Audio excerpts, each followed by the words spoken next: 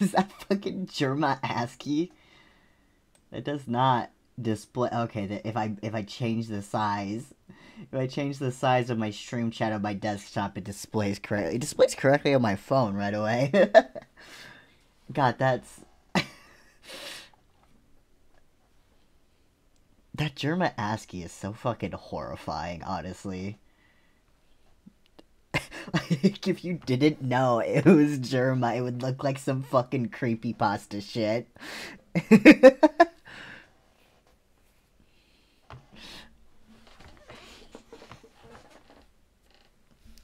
If creepypastas were still as big as they used to be, someone would have absolutely like edited a Germa pic to be a creepypasta by now. I was looking for a funny one to post here. I got a little scared. Okay. Let me get the game up. The sus guy pic is perfect. Yeah. It already looks like it could be fucking Smile Dog or fucking Jeff the Killer. Also, this time, I was smart, and I got watered before I started playing. And hold on, this time, I will not forget to turn that thing off in the background. Brain usage 100%. I almost forgot the desktop audio. Okay. Alright. So we are in the last trial.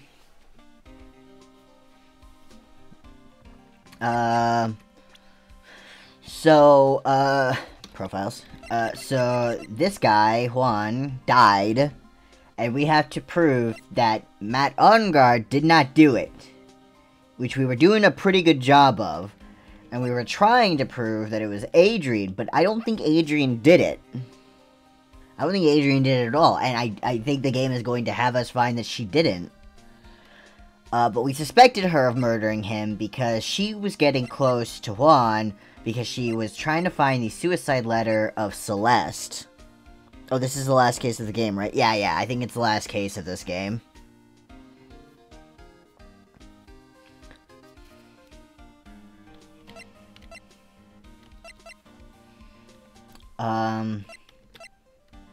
So Maya was kidnapped, but I think she escaped. And also Miles was the prosecutor. This case is nuts. Oh boy.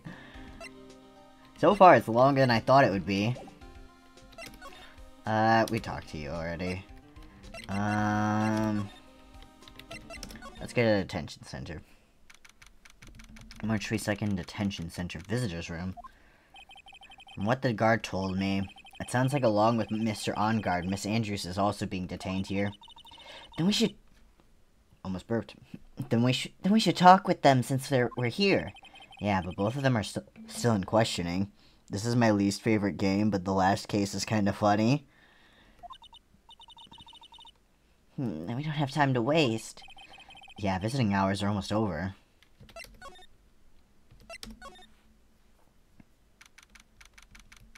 I definitely will say I don't dislike this game, but I will say it's definitely not as good as the first one. Like, yeah, huh. Okay. Police Station, Criminal Affairs Department. Wow, everybody looks really busy with something or another. They're probably strengthening the evidence for tomorrow's trial. The first one is great, can't really blame the second one. Hey, hurry up with that, will ya? Pass that victims list around. You've got to be kidding, there's over 100 people on here. Mr. Nick? Is Mr. Honkard really that big and bad of a criminal? Actually, Pearls, never mind. It sounds like they're working on a different case.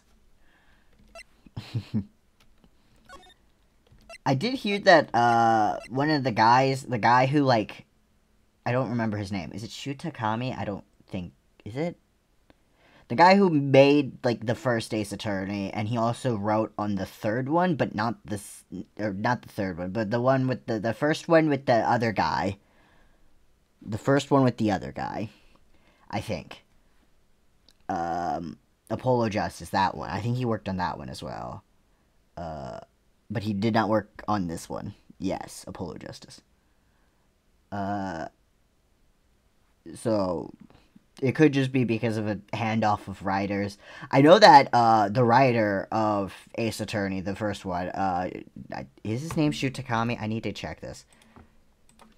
Shu Takumi. Takumi.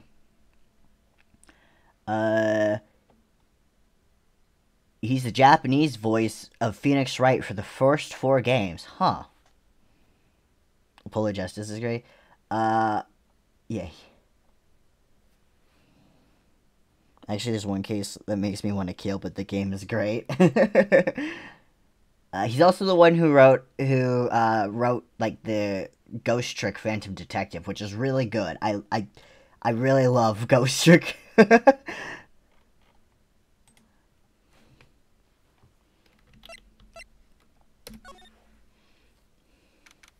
I think everybody should play Ghost Trick. March 22nd, Gatewater Hotel lobby.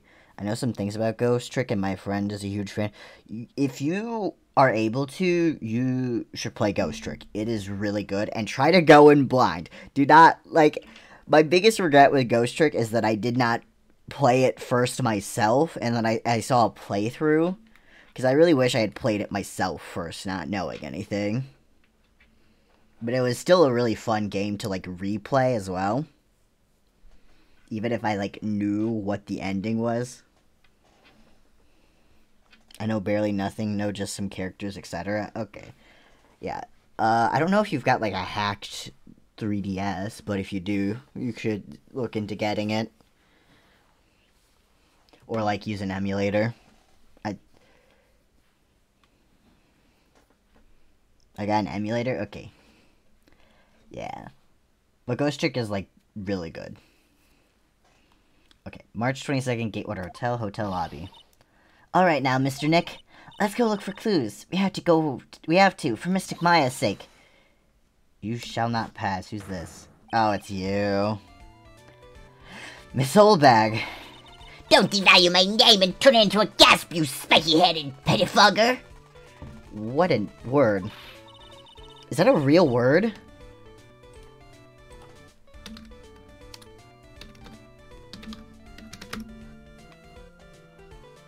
A lawyer whose practice involves petty matters or who lacks sound legal judgment or skills. Okay, so you basically called us a stupid lawyer. It is a real word. It is specifically for an inferior attorney or lawyer who is employed in small or mean business. One who quibbles over trivia. It's a real word. You learn something new. Apparently! There's a word for a lawyer whose methods are petty, underhanded, or disreputable. You learn so much. You learn so many new things.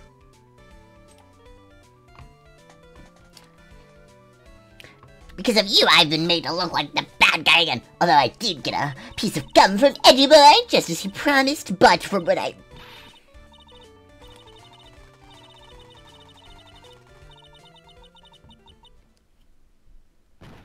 Did she suffocate inside that fucking bowl? Miss Oldbag. Keep your hands off of me. This helmet is airtight. No air is getting in and no air gets out. Then why do you keep putting it on? Don't think you can get me to move with silly questions. You're going to have to defeat me if you want to get by. I'm not hearing this. Night of the Murder. Ha! You're a million light years too early to be asking me questions, whippersnapper. Looks like the only way I'm going to get any investigating done is to first do something about this kooky alien. Yeah.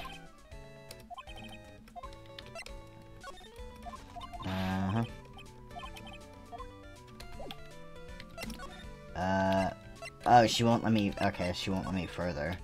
Do I have anything for you?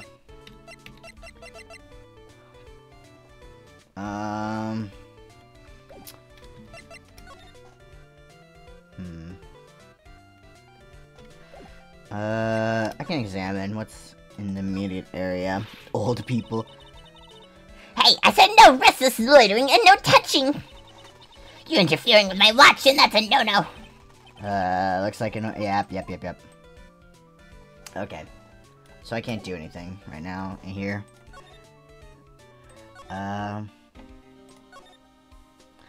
What am I... What do I do? Oh, right, the clinic! That's where Franziska is.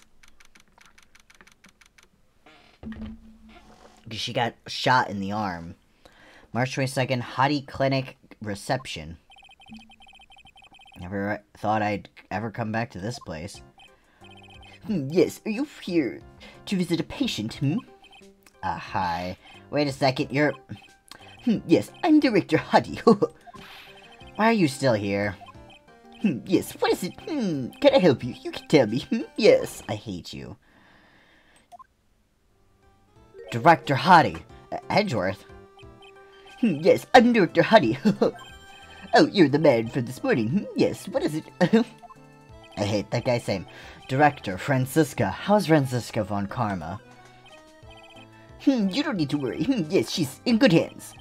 Because, you see, I'm personally taking good care of her. Yes, yes, and that surgery, it went well. God, poor Edgeworth, he is being deceived like hell right now. You have my gratitude. Looks like Edgeworth doesn't know about this director and his secret. She looks so pitiful, absolutely terrified. Yes. But I understand. Yes, her opponent was a gun, after all. And when I stuck up on her real secret-like, she would scream real loud. Yes. I hate you. I see. I hate this man. Boy, did I cry like a baby. Yes, but I think I could get used to it. Good, fucking kill him. Hey! Nice clothes. They're not bloodied. She probably has like 1 million of these outfits.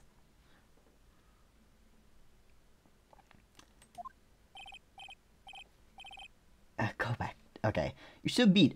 So mean, my frisky Friska. What? Vriska? From Undertale? No.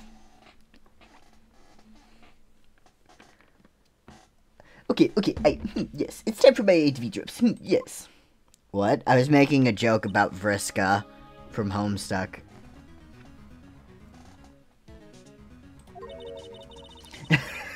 Yeah, I realize you don't get the joke because you don't know Homestuck. And what are those tulips doing in your hands, Mr. Phoenix Wright? Ugh, I knew I shouldn't have come here. Hi. I was shot in front of the courthouse in my right shoulder. But it's no big deal. This sort of thing happens all the time. I even had full intentions of running the trial this morning. But that would have been too much for you. There's no need to act tough in front of us, you know. Regardless, I was dragged here by that man over there. He was so unyielding, one has to wonder if he was simply interested in stealing my case. It was the only logical course of action given the bullet that was still lodged in your shoulder. But by taking over the case, I found myself having to clean up after you and that irresponsible deal you made. I think I know what deal he's referring to. That deal! Miss Von Karma, you made a deal with Miss Andrews yesterday, didn't you? I don't know what you mean. In order to make sure you got your guilty verdict on Mr. Ongard, you told Miss Andrews to not testify in court today. I don't know what you're talking about. Do you have proof that I made such a deal? You're denying it. It looks like you were lucky, Mr. Phoenix Wright. If I had been in court today, this trial would already be over. All while hiding Miss Andrews' own crime. That isn't my problem, whether she had tampered with the evidence or not. I have only one objective, to find Ongard guilty of murder. The end justifies the means, Mr. Phoenix Wright. The end justifies the means. Miss Von Karma, Adrian Andrews believed you when you said, if you don't tell the truth of what really happened, then Ongard will be found guilty. And what does that have to do with me? Because of that, she's now in danger of being found guilty herself. All because she believed in your words until the very end. That still has nothing to do with me. She's just a weak person, that's all. But you had to know she was... Ow. I think visiting hours here are about over. So if you'll excuse me. What's wrong? Why did she suddenly cut you off? Probably because she thinks I had the advantage in that argument. Edgeworth. Hi. What happened today at the trial, Edgeworth? That was not like you at all. I mean, I know you knew about Miss Andrews' condition. You could have made her testify as many times as you wanted, but to go that far... But she wouldn't testify about that until I said something. Listen, Wright, the courtroom is a garden of judgment. I'm putting myself in the line when I stand in there. And that's why I made the witness do the same. It's only natural. The card. Right, the card with the conch shell. By the way, Edgeworth, you were really angry in court today. That's rare for you. Is it, though?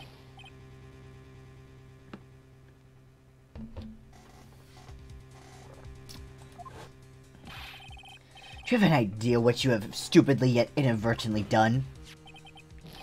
This, I can't believe you hid this from me all this time. My card, what in the world is it? Malding. You mean this? Listen, Wright, this is top secret information. You absolutely cannot leak this. A special investigations team has existed for a number of years, but few know of it. I understand. Their task is to find the owner of this card, a man called Shelly the Killer. No, his name is Jeff.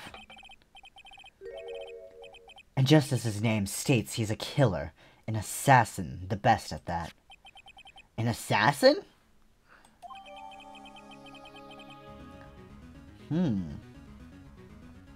Jeff Bezos.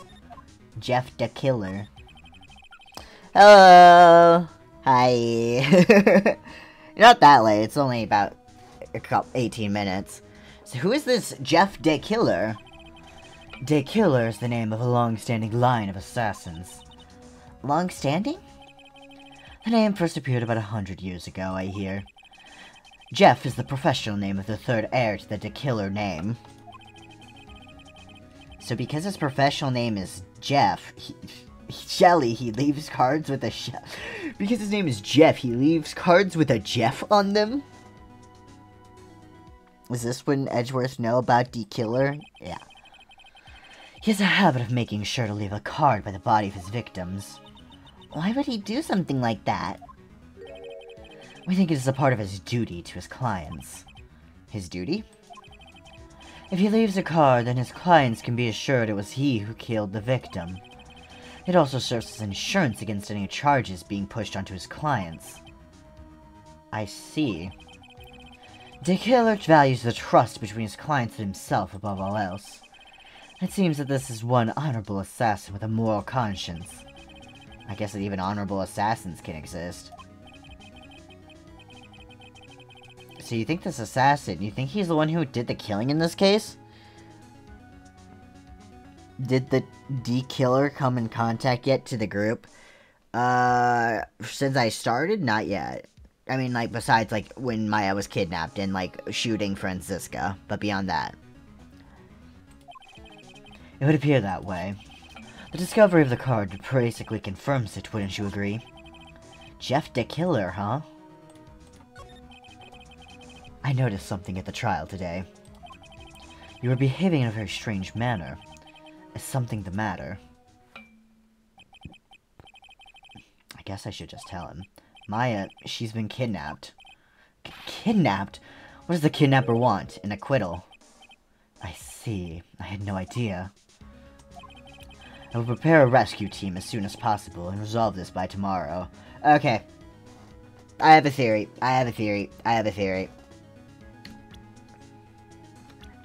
So, I don't have a thing of the killer here, but, so, the killer... Voice crack. The killer, is an assassin who is hired by people And he, like, has to make sure that, like, oh, no blame gets on my client.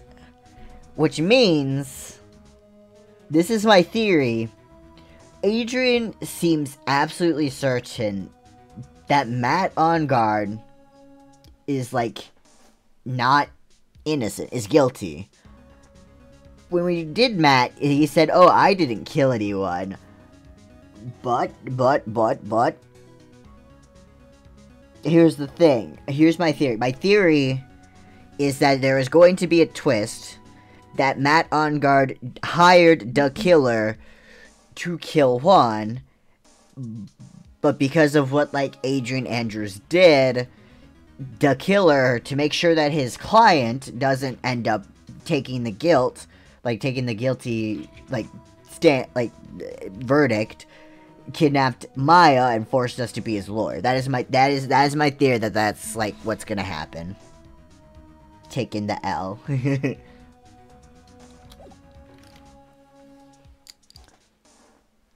I will prepare a rescue team as soon as possible and resolve this by tomorrow. Really? Did you hear that, Mr. Nick? Mr. Edgeworth is going to... Stop trying to console me, Edgeworth. I don't need your pity. Mr. Nick? There's no way you can find her. We don't have even a single lead to go on. There's only one way to save her. I have to get an acquittal somehow. It's the only way. Right, listen. You need to know something. Juan Corrida was killed by Jeff the Killer, and the client who ordered the job is Matt Onguard, your own client. Yeah, I figured.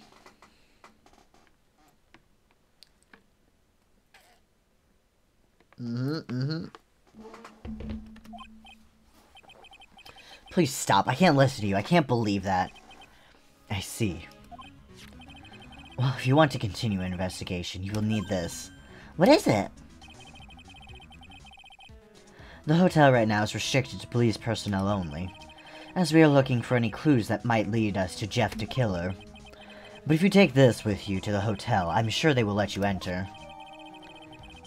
In any case, I must attend to the preparations for Maya's rescue team. We'll meet again if anything should happen. Now, if you'll excuse me. Bye. Mr. Nick, do you think Mr. Onguard hired an assassin? No way! I mean, he doesn't have a psych lock. Yeah, I guess not. Maya, please, all I ask is you make it home, safe and sound.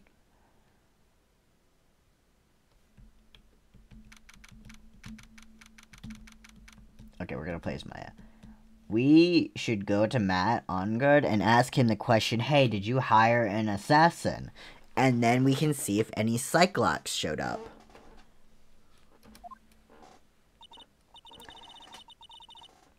Hehe, I guess even kidnappers can be a little clumsy. Clumsy enough to drop a card like this for me. And even though he said he was an assassin, I bet he's just making that up, like how Nick does with everything in court. Anyway, let's try the card trick with this card I just found. Sounds like I got the door open. Okay, time to go take a look around.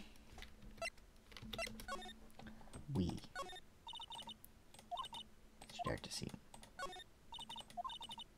Should probably go and take a look around. Okay. Yeah, okay.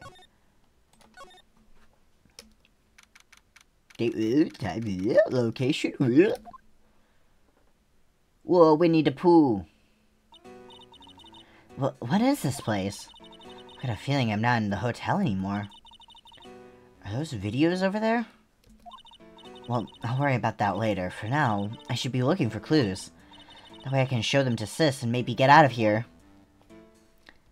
Examine.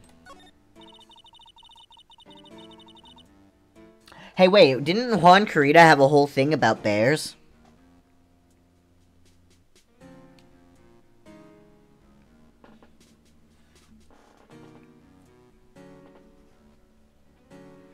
Like, if we remember back to Juan Corrida's, like, room, there was, like, bears outside, and his fucking room was just filled with, like, bear stuffed animals and shit.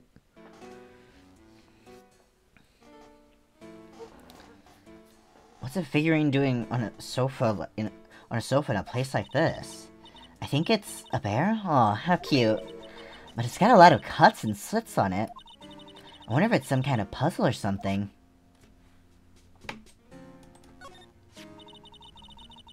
There's a framed picture sitting on this coffee table. That's Celeste.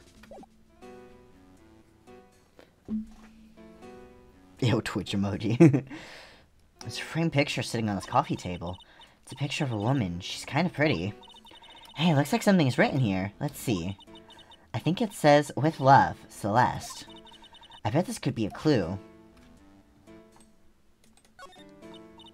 Oh, hey, it's a computer. I've never really used one before. I have no idea where the power switch on this thing is. Yeah, drat, there goes my plan to use this somehow to get out of here. It's right there. I think that's the tower. No. Her tech illiteracy in 2016. What is this thing? An antenna, I guess? And this is a VCR. There's sure a lot of electronic gadgets here. What is an antenna doing here? As a satellite dish. Maya is just going around instead of going out.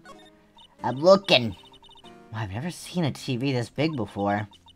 Where's the power button? Phooey, it's busted. I would so die a Happy Samurai fan if I ever got to see the if I ever got to see the Nickel Samurai on a TV like this.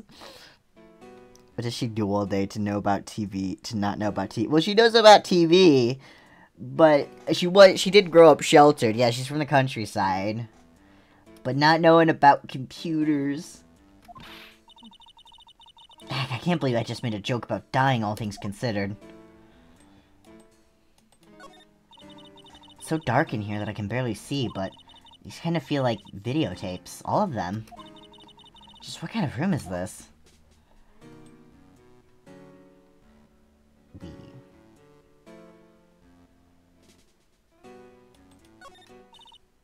Oh, locked, of course. It doesn't look like I can use the card to open this door. There's a little hole at the bottom of the door. If only it was a little skinnier, then maybe I'd be able to crawl through there. Oh, this simply will not do. I cannot have you wandering around at will. Yeah! It seems that your Mr. Wright is truly concerned about you. He is? For now, I would suggest you remain cooperative. If you cannot, there are ways in which I can help you. Ways? You mean... Dead men tell no tales, is how the saying goes, correct? Dead? I'm almost certain I told you on our first meeting. I am an assassin. No way, you're lying. I mean, an assassin? People are not always who they appear to be. Nick! 7:04 p.m. Honey Clinic reception. Mr. Nick? Oh yeah, Pearls got caught up in my thoughts about Maya's situation. F. Mr. Edgeworth has left, you know? I guess for now I have no choice but to believe in Mr. On Guard. But I think I should listen to his story one more time. Alright, let's get going too. Okay.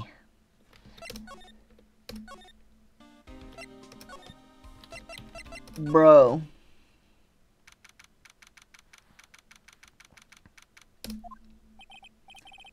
I'm sorry, but visiting hours are over for today. I have too many questions I need to ask. I'm sorry, but I'm Phoenix Wright, a lawyer for one of the... You're Mr. Wright, you say? Oh, yeah, there's a message here for you. A message? It's from Matt on Guard. Here you are. What did he write? Is it something really important? I don't know. Well, let's see what it has to say. To Mr.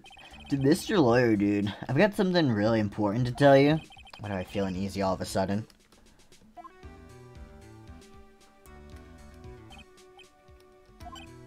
Oh, Mr. Wright. So actually, I have a favor to ask of you. I have this cat named Shu. I didn't put out a lot of food when I left the house, so he's probably pretty hungry. Think you could drop by my house and feed Shu for me, dude? My house is just a little ways down from the hotel, right?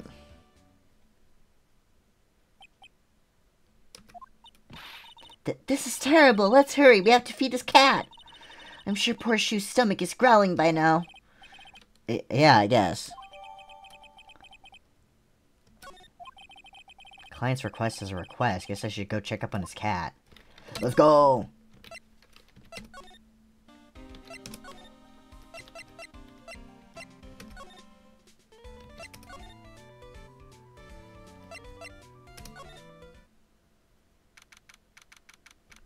Unguard mansion living room. Sure is dark. I'll go turn on a light. Whoa!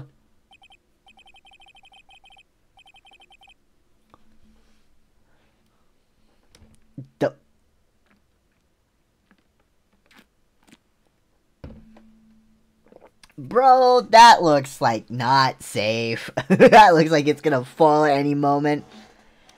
Wow, so this is what a star's house looks like. Must be nice to be rich. Come on, Mr. Nick, let's find Shu, the kitty cat. Shu? Aw, so I guess this is Shu. What a lovely cat. Hello, Shu. Imagine you sleeping and bang tire on your nuts. Imagine a string just went snap. Tee. The cat seems to like pearls. Pardon me. Oh. It's Jeff. That's Jeff. That's Jeff the killer.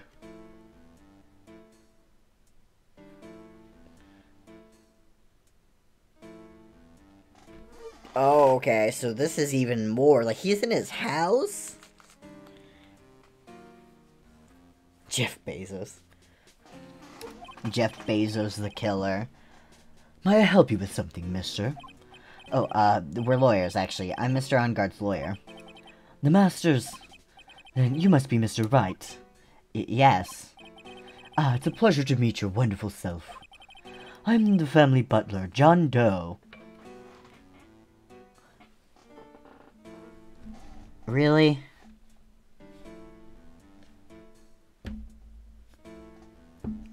Really? John Doe?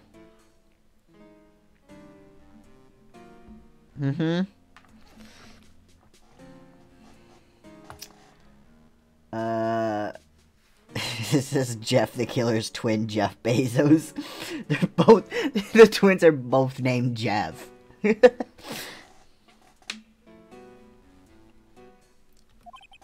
Nice to meet you. John D's nuts, God.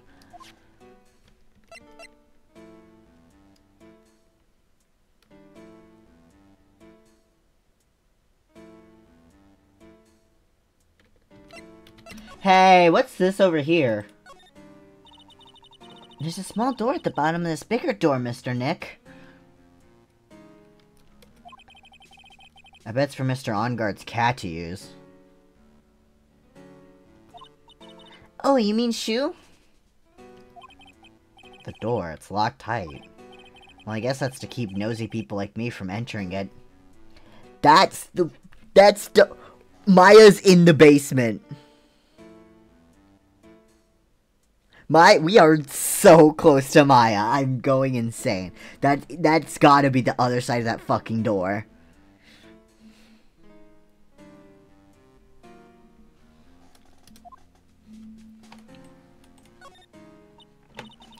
There are masks here. Yeah, that one in the middle is the Steel Samurai. The ones next to that are the Pink Princess and the Evil Magistrate. They fought many battles against the backdrop of Neo-Old Tokyo. Wow, you really know a lot about the Steel Samurai, Mr. Nick. I don't know whether to laugh or cry that I know more about that show than a kid. She's sleeping, she gone snork me. Oh, there's a giant cooking hearth here. That's actually a fireplace. How are they different, Mr. Nick? You know, I've never actually seen a hearth before, come to think of it. You should come and visit Come and visit Fay Manor, then. I'll show you one when you do. Table. It's a very comfortable and spacious lounge set. Wonder if famous stars drop by and sit around and have a good time. In any case, I don't really belong here, do I? What is with me and feeling inferior today? I have to wonder, cause like, On Guard sent us to his house. The killer is here, claiming to be a butler, which poses, I guess, 3 possible theories for me. Okay, the first one is On Guard is setting us up. He is working with the killer, and he knew that the killer would be at our, like, would like be here, and like purposely sent us there, because if he, you know, had like an actual butler, wait, how, hold on, I'm like forming words here, my brain is not the best. But you know what I mean? Like, either he knew the killer was here, or he didn't. So either he set us up to go here and meet the killer, or he didn't know, and the killer is, like, using his house without him knowing.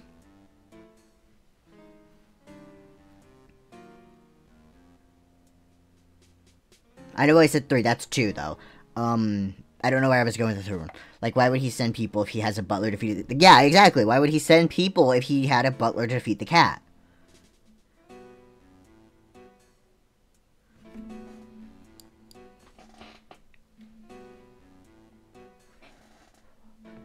I think the most wild twist is if it turned out, like... No, that wouldn't work, because why would he send us there if he had a butler to defeat the cat? The motorcycle. A giant bicycle is flying through the air! A bicycle, Pearls, is one where you don't have to pedal and it moves on its own. Really? Wow! I'm sorry to disappoint you, it can't fly. Oh, that's too bad. Maybe it was all according to Keikaku. Alright, what's your fucking deal? Matt On Guard. You must know all sorts of things about Mr. On Guard, right? Honestly, sir, I don't believe my master is capable of such a foul deed as murder. And, anything else? No, not especially. It is not appropriate for a lowly servant to speak of the master of his affairs. Or his affairs. Not typically butler-like, as it were. The cat's the killer. Mr. Doe, how long have you served at this residence? Well, sir, I would have to say maybe about 1 year. And, anything else? No, not especially. It is not appropriate for a lowly servant to speak of himself and his affairs. You know, I would have thought Mr. On Guard the kind to have a maid over a butler. Yeah. Why's this guy got skunk hair? That's a very cute cat you've got here. It is my duty to take care of him. The master rather fancies you. And, anything else? No, not especially. It is not appropriate for a lovely servant to speak of the family cat. Well then, I guess I don't need this piece of scrap paper anymore. Well, I'm afraid I must take my leave of you now. Oh, we should probably get going ourselves. Ah, so young and yet already so accomplished, a master of law. But there's also a lot to be proud of in being a butler in charge of the house and all. Thank you for the compliment, sir. People are not always who they appear to be. Now, if you'll excuse me.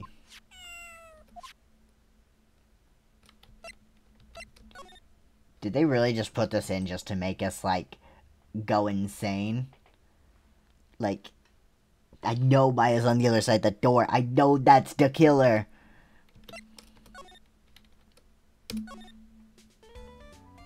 If the cat's the killer, I would let it go free, not guilty. I mean, I don't think cats can commit murder.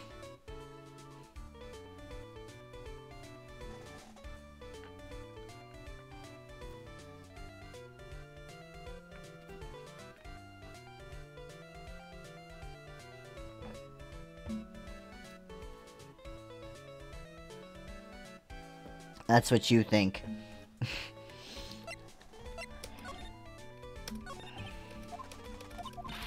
Do I have to show her the fucking thing? Present. Get the fuck out of my way! They can't want me to prove it? Sure. Prove to me that cats can commit murder. Maybe if I show her this letter I got from Edgeworth.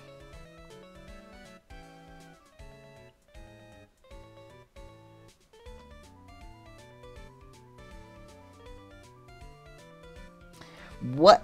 Hold on, hold on. I think you're using a word wrong in that sentence, Mara.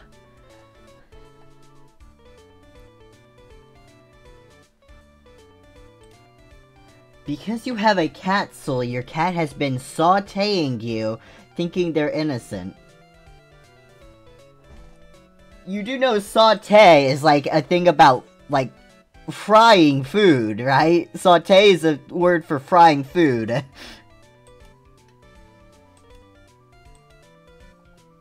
Are you implying my cat has me in like a pan and is cooking me over a fire? Yes. Your cat has been frying you. Imagine an anvil being held by a rope and a cat spend 1 hour cutting the rope with his claws while someone is below the anvil. Okay, that brings to mind a lot of questions. One, how did the guy get under the anvil? How did the guy get under the anvil? Could he move of his own volition? Is he just choosing to stay there? Is he choosing to... Not relevant! I think it's very relevant!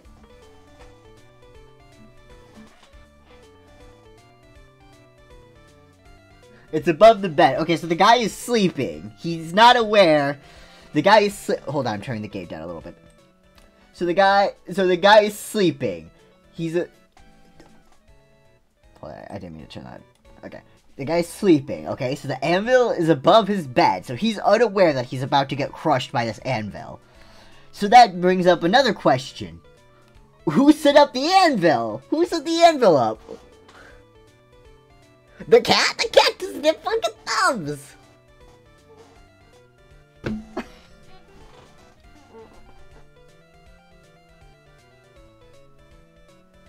The cat doesn't have thumbs! It can't set up the anvil! It can't hold a rope! It can't hold an anvil!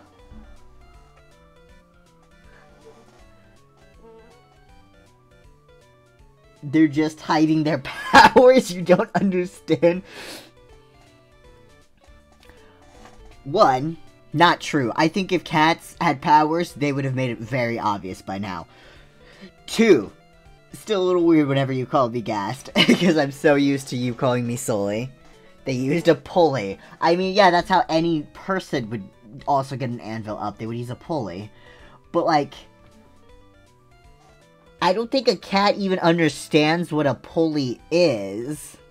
You know? I don't think that's a concept that they can understand.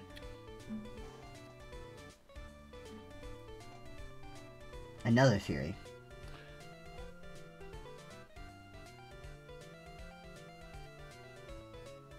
This one is smart.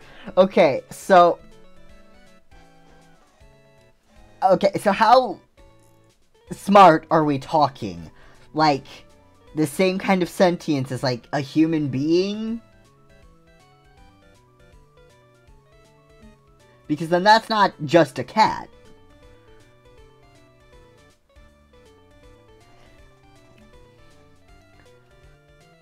To understand a pulley.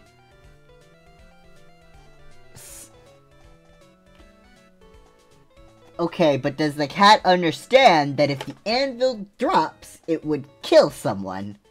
Does the cat understand that if it cuts the rope, it'll launch the pulley? Does the cat manage to brainwash another person with its cuteness, making the... So the cat is able to cunningly plan stuff. That sounds like the cat... No, he's just being silly! So the cat... It's just being silly, I see. So the cat has the sentience to form a plan to kill someone. It's playing with the rope. Okay, so if it's playing with the rope, then it does. Then it wouldn't know that the rope does that if it breaks. Kind of like how cats like scratch at like what are the cat tower scratching posts. What? Imagine one cat, the smart one, set the anvil and the other cuts the rope. The dumb one. Okay, so in that case, the dumb one, basically that's manslaughter, I guess. I think. That's what it wants you to think. That's the reason in the court. The smart cat, the smart one, if it is sentient enough to understand the concept of murder and killing people, and that an anvil dropped on someone kills them, then yes, I suppose cats can murder, but I don't think a cat like that exists. 2 cats can kill a person. Yes, well, for one of them, it is planned murder, and the other one just basically did manslaughter. I think is the correct one, manslaughter. That's like when you kill someone on accident. Cat in court. I'm just a silly meow meow. Everyone in court. Oh, okay, you can do free.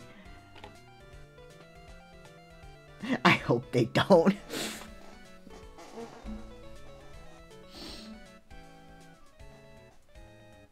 Let's get back to the game. Let's get back to the game. Maybe if I show her this letter I got from Edgeworth. Miss Oldbag, if you would look at... What? You want me to look at this worthless piece of... Edgy poo? Ugh, is that her perfume for pheromone de more I smell? Ugh. Let's see here.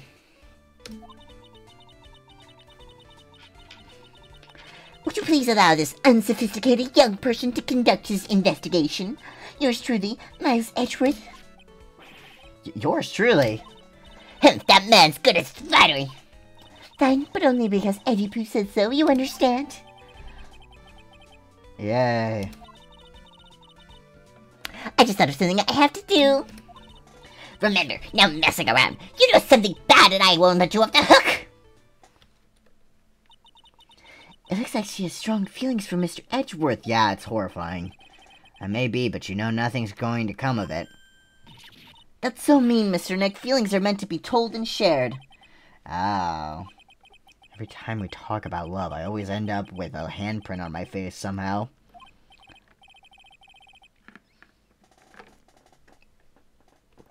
So anyway, let's continue our investigation.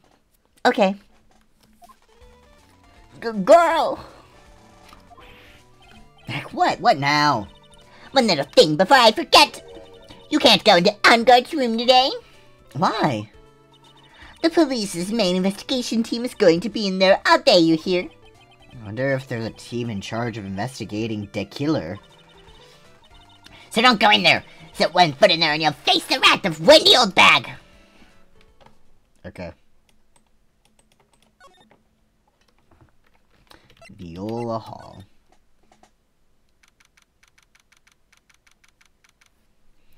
Gatewater Hotel, Viola Hall. Looks like we're the only ones here. And yet, the hotel seems so busy somehow. Probably because the police team is scouring for clues about the killer.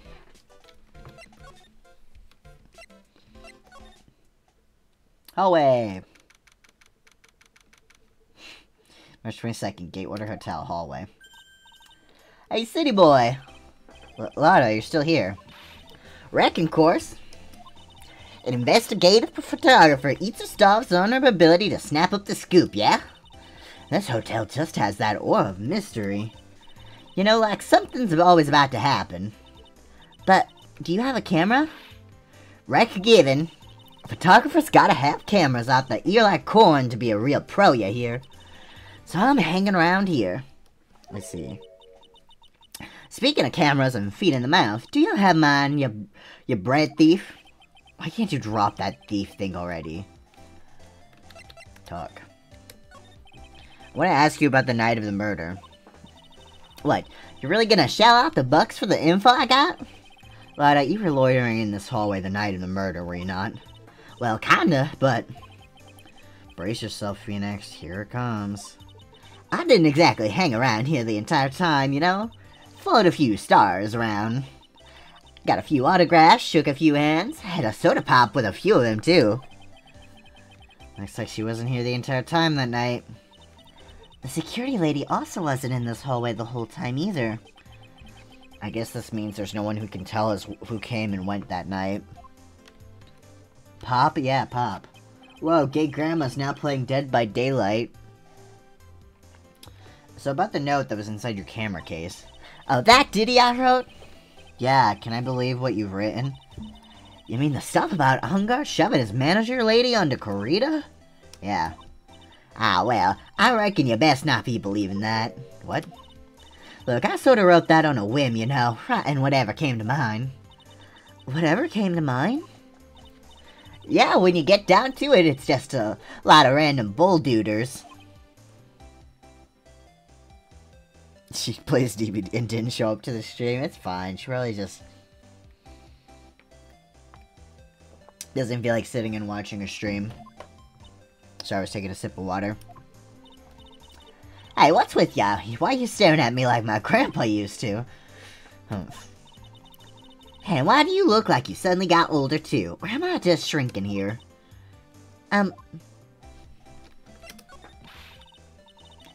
My baby, my $1,600 baby. What's with that red-coated prosecutor anyhow? The guy told me it was evidence and refused to give it back to me. Well, that's kind of how it is. Hey, you're that redcoat's friend, ain't you? So put in a few good words for me and get me back my camera. You want me to do what? Listen, nag the guy real good for about 5 hours and I guarantee he'll give it back. Why don't you do your own dirty work? Well, I reckon it's time for me to get going. A tabloid photographer without a camera is just a tabloid, huh? Yeah, I guess so. Keep yourself together out there, you hear? I'm coming to see you in court tomorrow. Okay, I'll see you then. Are you gonna be a witness? And you too there, little one. Keep up the good work, okay? Okay. Don't be picky about your food now. Okay. And make sure you do all your homework, you hear? Okay. And if you happen to find yourself a camera, make sure you would you please just leave already?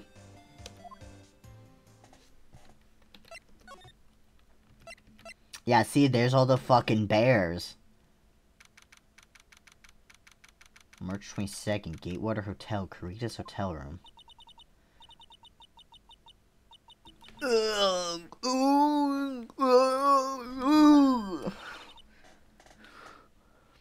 Mr. Nick! What is that otherworldly ghastly moaning? I hate evil ghosts. I don't think it's a ghost. Maybe it's a demon? Excuse me, who are you? What you're calling a demon brat? Zoinks! It's the alien! Who are you calling an alien? Leon moaning.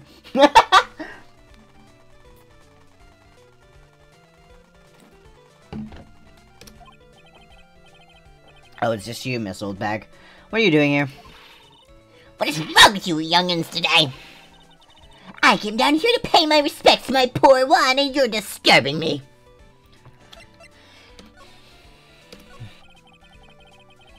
Well, hi, I want to offer promotion of your channel, viewers, followers, views, chatbots. The price is lower than any competitor. The quality is guaranteed to be the best. Auto-on, incredibly flexible and convenient order management panel. Everything is in your hands. Turn it on, off, customize. Go to dogehype.com. Ban that guy. Please talk to me about the night of the murder, just one more time. I talked about it plenty at the trial. I was fooled, tricked, deceived by that fraud of a photographer and her note. Well, if I don't know what you just said, I can't read that. You went fucking Brazilian mode on me.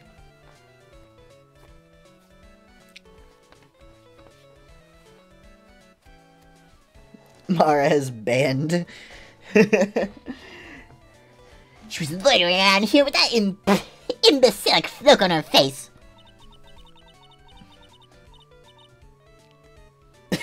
Mara's going Japanese!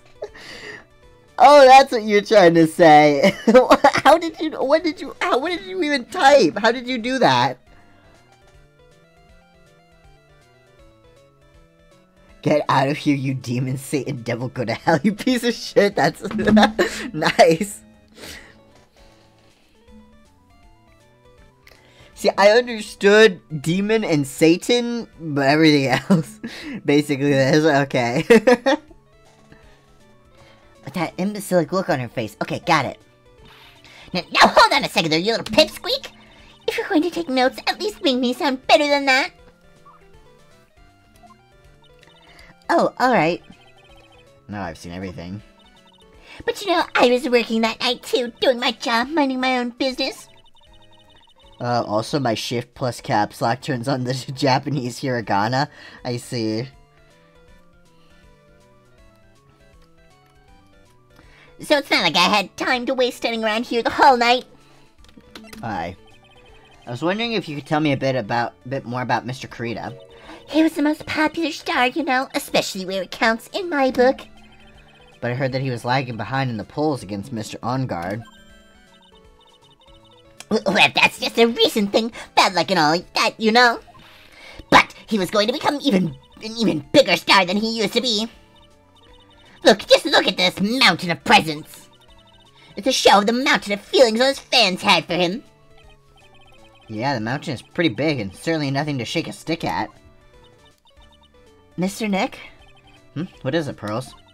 The presents, they're all bears, right? She's got a point. There isn't a single thing here that isn't a bear.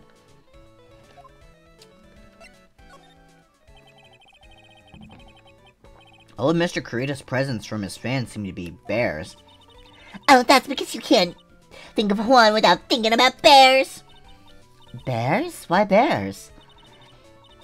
You don't know, when my dear Juan was training, he fought bare-handed with a bear. He refused to give in and let the bear win, but after the fight, they became friends. Wow, what a heartwarming story. That's not how things work. Look, it's just like in those young people dramas. I can see those two tuckered out, down by a river going, hey, you sure can fight. You too, bub, you too. Did that really happen? It's in his autobiography, bub. He's 21. What a load of crock. So ever since then, fans have been giving him bears as presents. Yeah, nice, bears. I'm Uncle Bear, and I say it's barely 8 o'clock. What is that infernal racket? It's one of the presents going off. Sounds like it's already 8 p.m. Way past your bedtime.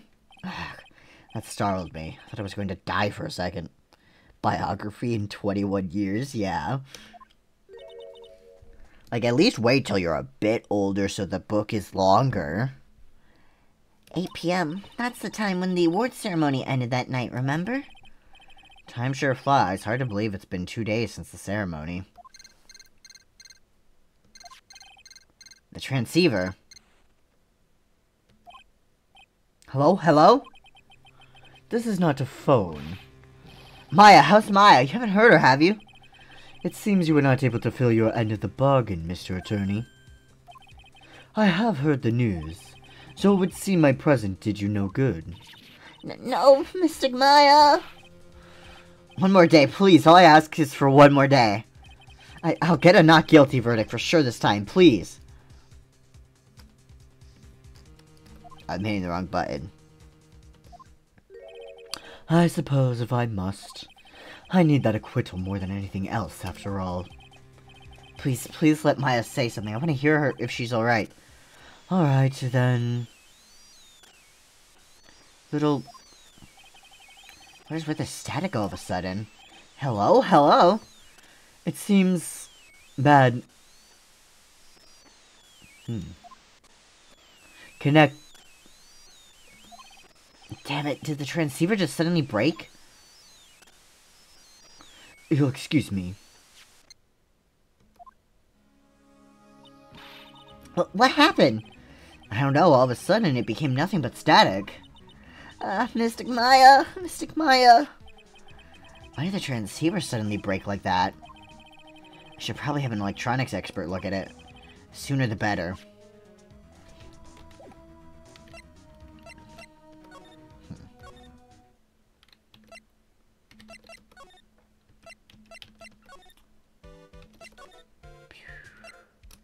Hotel lobby.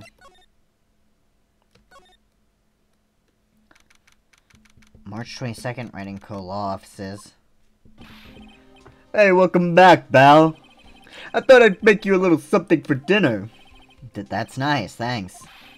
A rich man's luxurious full-course meal out of a can, that is. I'm sorry you went through all the trouble to cook, but I don't have the time to eat. Oops. Looks like you don't have a can opener, Bal. You've gotta be kidding. And here I thought he had already whipped something up. I know, there's one way I know how to be helpful. Ask me about anything you want, Bal. Go ahead. Well, since he's here and offering, I wonder what I should try asking him about. Hi. Hey, do you know anything about this? A transceiver. Oh, Mr. Nick. You should ask Mr. Scruffy Detective about that thing. What thing? Oh yeah, this thing just got up and broke all of a sudden. It broke, Bal. When I was talking to the kidnapper, it just suddenly broke into static. Look, it sounded like this.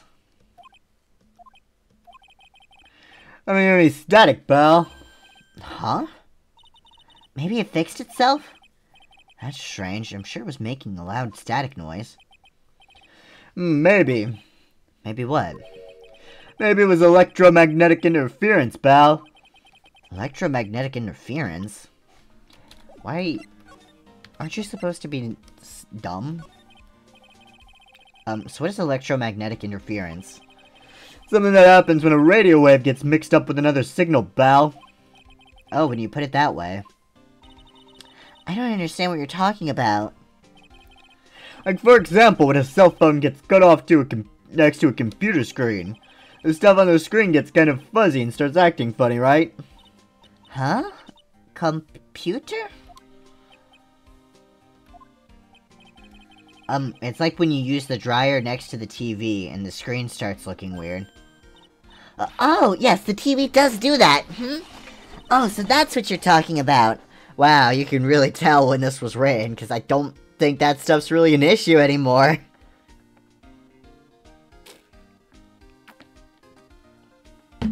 Computer?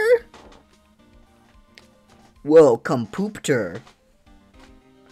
Yeah, I got confused. Yeah, this stuff's like not a it's really funny too, because this game takes place in like what, 2016, 2017, but was written like way earlier. Wolf is too young, what the fuck? I'm 21. Wolf is only 2 years younger than me. Wolf and I are practically like the same age.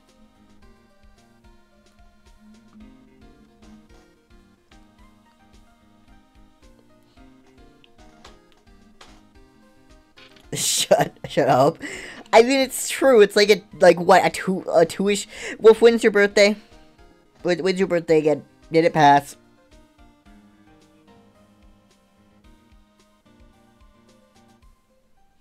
January 25th. Okay, so you turned 21 this year. I turned 24 this year. So you're a little under 3 years younger than me. Which is not a lot.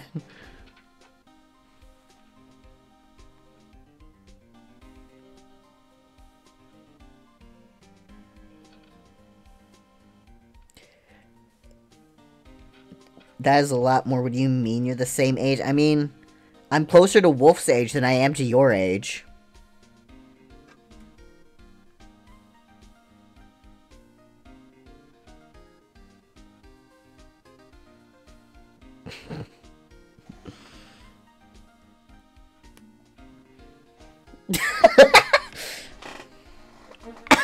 No, don't leave!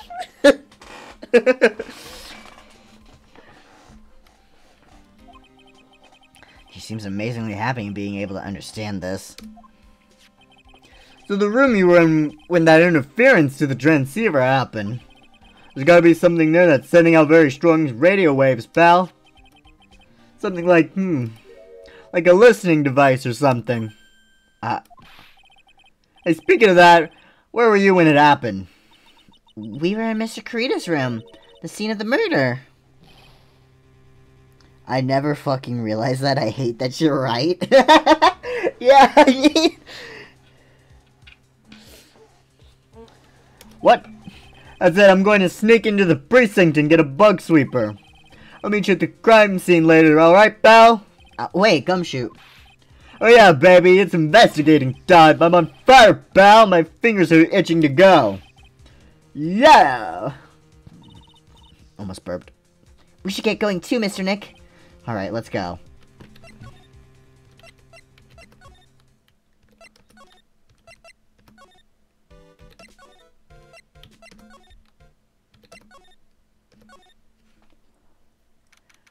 March 22nd, Gatewater Hotel, Kurita's hotel room. Hey, you're finally here, pal. Sorry to keep you waiting. Do you have the, bug sweeper? Well, you see, I got busted trying to sneak in, pal, then suddenly I'm staring at the precinct doors.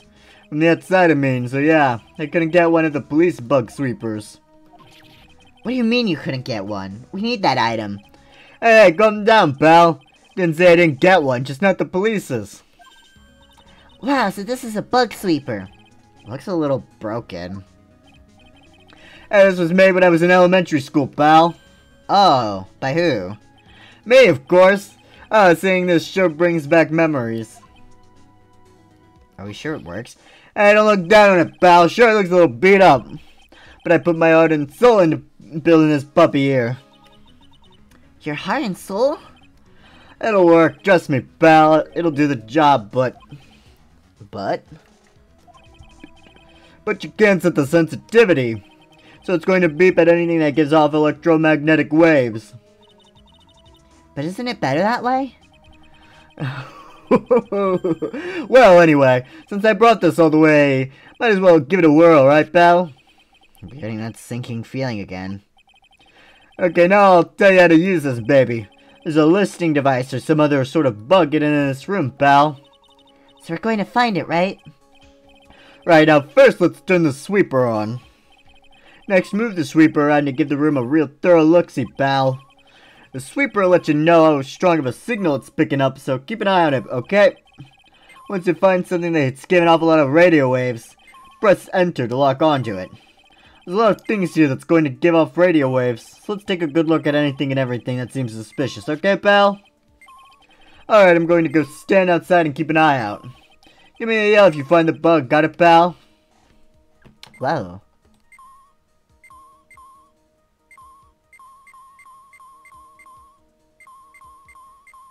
Oh boy.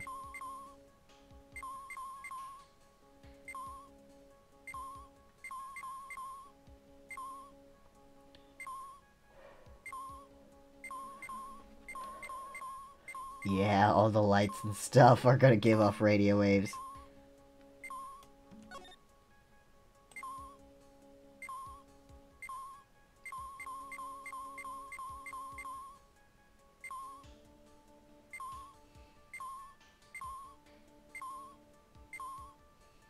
I'm surprised the alarm clock's not giving off one.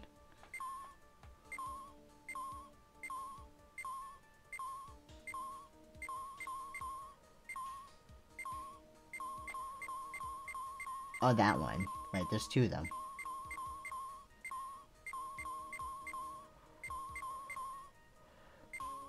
Alright,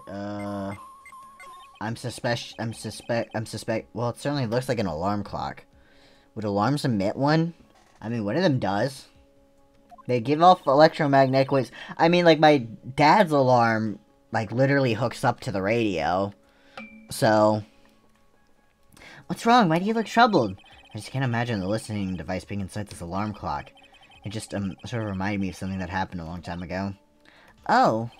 Well, anyway, it looks like the listening device isn't in here. It's a plain old calculator. It says 50 on it. Maybe he was calculating his allowance. A whole 50 cents? Maybe if it was a spirit medium. It's a constant flow of electricity, so yeah, it would, yeah.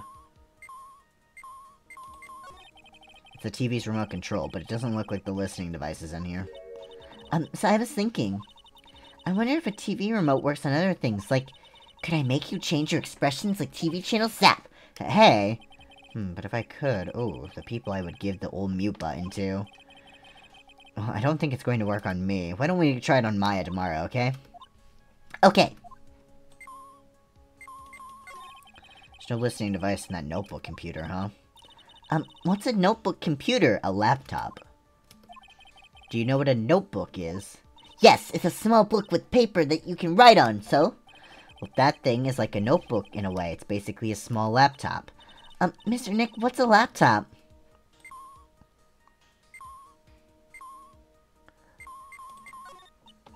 Oh, the water in this hot water pot has run out.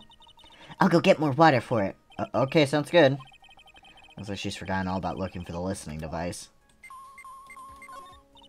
What's this? It sort of looks like a hot water pot, but... Oh, well, it's kind of like a hot water pot, I guess. But instead of hot water, coffee comes out. Really? This pot can do that? Is there a pot that orange juice comes out of? I don't think there's anything like that, Pearl. Sorry. Damn. This is a refrigerator, right? I really don't think the listening device is in something like this. Because it's filled with nothing but healthy vegetable juices, right? Yeah, sure. What does that have to do with the listening devices?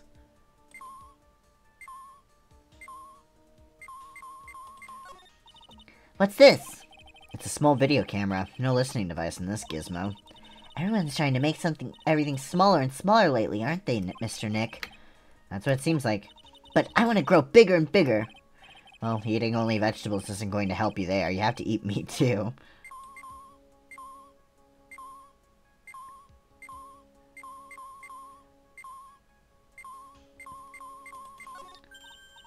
Wow, there's a really delicious loaf of bread in here. Looks like it's been on keep warm all this time since the murder. I don't think that's a bread warmer. Well, Mr. Scruffy Detective always says got to keep the trail and crime scene warm. I think the keep warm in that case is a little more metaphorical. We slide. The radio's on and playing something. Oh, it's Kid's Question Corner. Professor, why is the Earth round? Yes, why is it, Mr. Nick? Why don't you listen to the radio program a little more, Pearls? What the? Is my mouse stuck on something?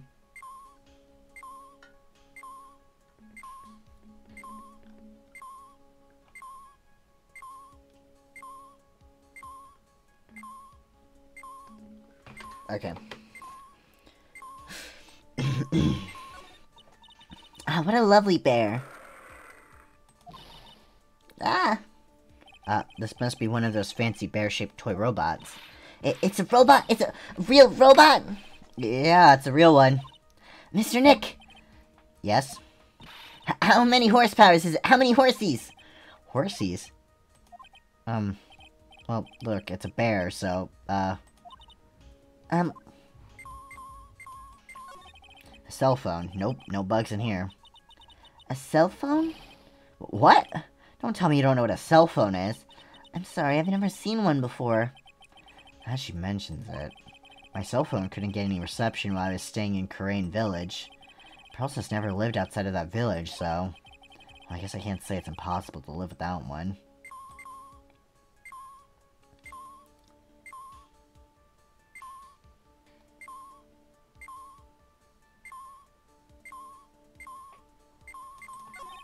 Lamp, check. Listening device? Nope.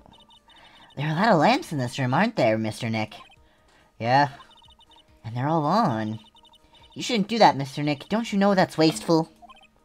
Yeah, I'll be more conscientious from now on, sorry. Lamp, check. Listening device? Nope. Same one. Well, the phone is the most common place for a listening device, I'd say. But let's take the receiver apart first before we get ahead of ourselves here. Wow, you know a lot about electronics, don't you, Mr. Nick? Yeah, I know tons, especially when it comes to taking them apart. It's my specialty. I'll leave the fixing part up to Gumshoe. So, is there a listening device in there? Nope. And I really thought it had to be in the phone, too.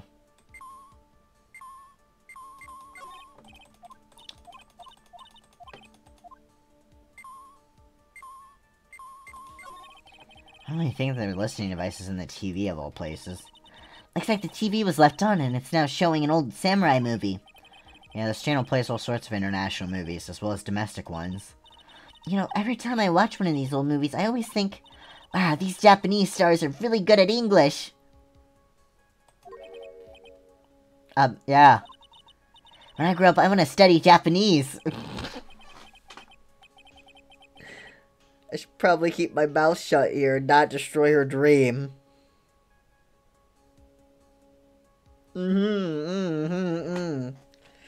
Because they're in America!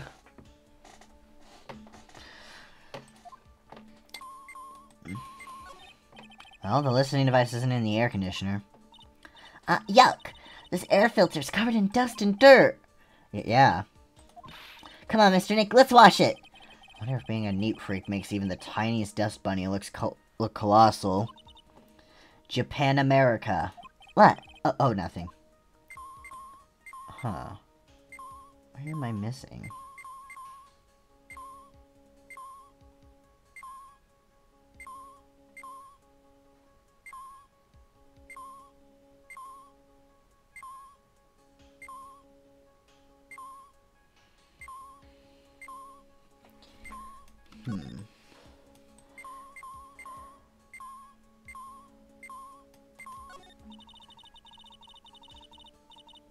There doesn't seem to be anything giving off. Careful eye on the bug sweeper. Let's try again. The best. We'll make do with what we have, right?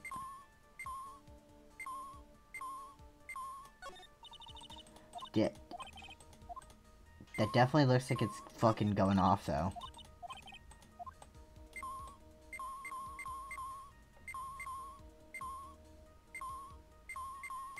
Oh, the hairdryer. And here we have a dryer. Nothing unusual here, I think.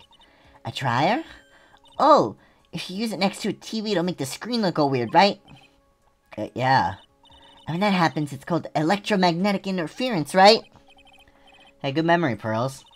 I will never forget it for the rest of my life.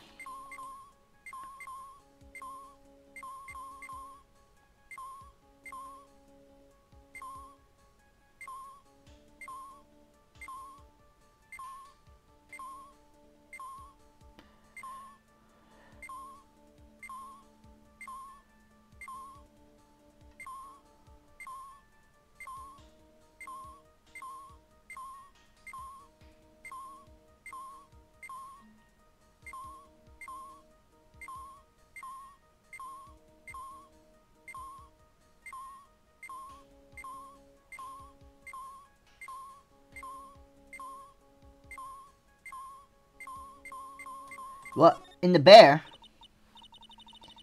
This is just a giant stuffed teddy bear, right? It's the biggest one I've ever seen. Hey, so did you guys find it yet? The listening device, I mean. No, not yet, but this bear's eye is... Let's see. A perfectly normal stuffed bear with some really strong radio waves. Sounds like you found the device to me, pal. Let's take this big fella's eye out and see what we've got. No, you can't. Such a violent act. No.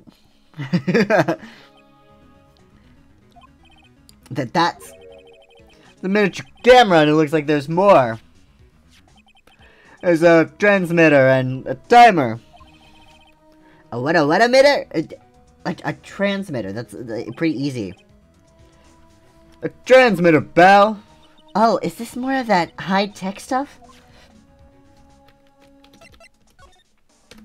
Camera. So this tiny thing is a camera. Yep, it's a big old CCD camera, pal. It's a small high-grade video camera mostly used in security systems. So it's a Video camera? Runs on a battery which comes with it and a set.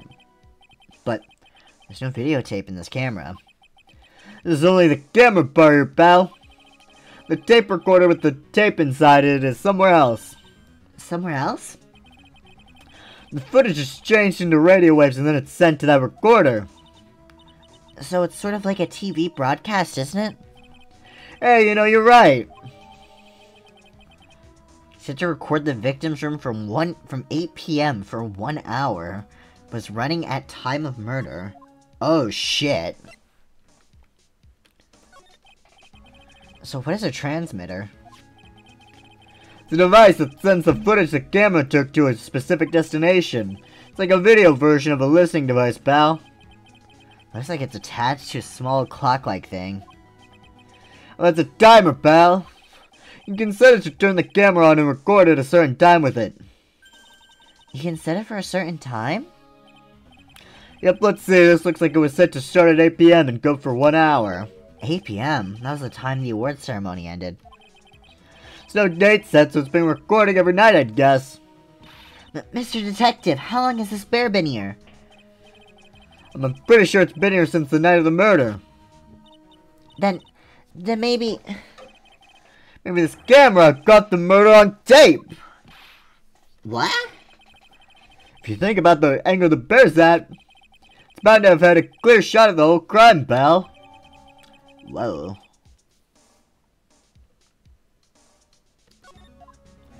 Stuffed bear.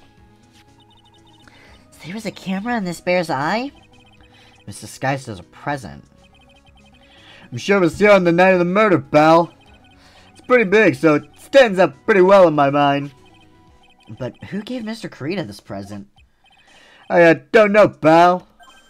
But this means that someone out there's got a video of what happened here that night.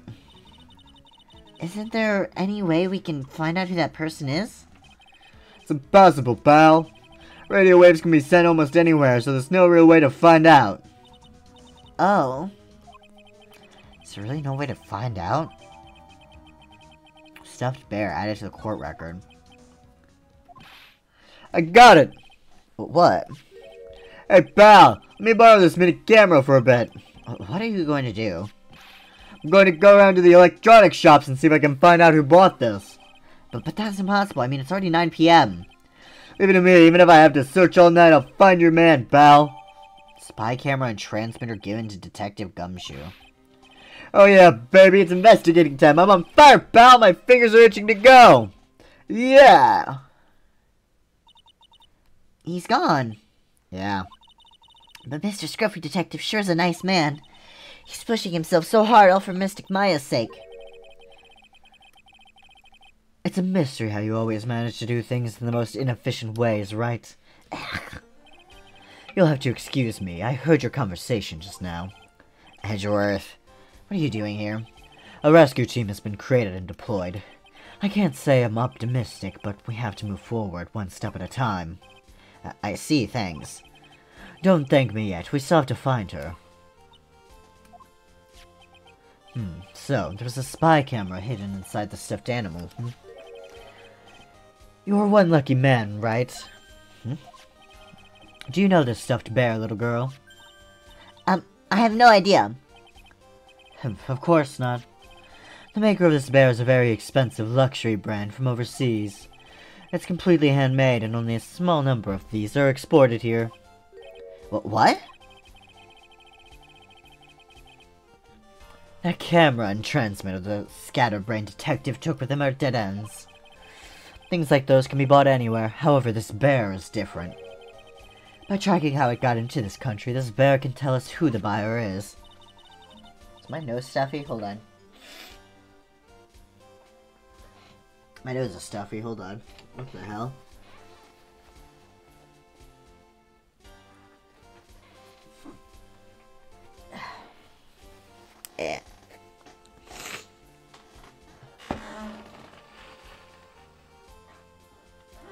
Jesus Christ. Can you really do that, Mr. Nick? Can you really? Well, I guess so. It's 9 p.m. I think I can still make it in time. I'll be taking this for now. He's taking the whole bear? I'm sure you have other things you have to do. Stuffed bear snatched up by Edward. How is he carrying that? See you soon, Wright. Wait! What? Why are you doing this? I have no interest in explaining myself to someone who cannot comprehend. Blow your nose? I have difficulty with blowing my nose because it just makes my ears pop every time. How does Edgeworth know this? He's a fancy bitch. Of course he would know that. But besides that, Wright, until court reconvenes, tomorrow you should concern yourself with this question. Who is the person that murdered Juan Corrida? The real killer. Do you really still think it was Adrian Andrews? To be honest, I don't know anymore. You still have a little time left. Find the truth, Wright. Everything begins with the truth. Juan Corrida's real killer. Miss Andrews passed. The kidnapper whose sole condition is an acquittal for Mr. Onguard. And this card. Jeff the Killer.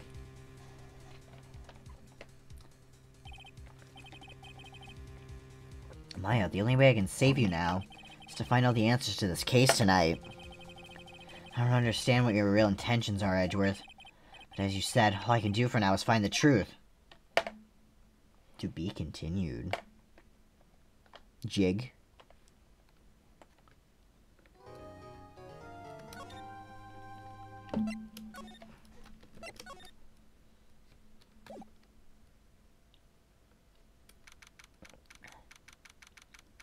"9:14 p.m. Gatewater Hotel, Corrida's hotel room." It's past 9 p.m. already, isn't it? I wonder if Mr. Edgeworth has already found Mystic Maya. These things take time. I'd say probably not. The police are professionals, Pearl. They'll find her, so don't you worry. If we can win a not guilty verdict tomorrow, then everything will be okay.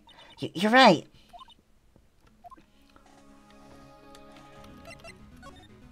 Hi. So the real person who killed Mr. Corrida was... That assassin, Mr. Jeff the Killer, right? And the card Miss Andrews found at the crime scene seems to be proof of that. But if that's the case, then a new question comes to mind. Who was the one that hired the killer to begin with? Who is his client? You mean, who asked for the murder?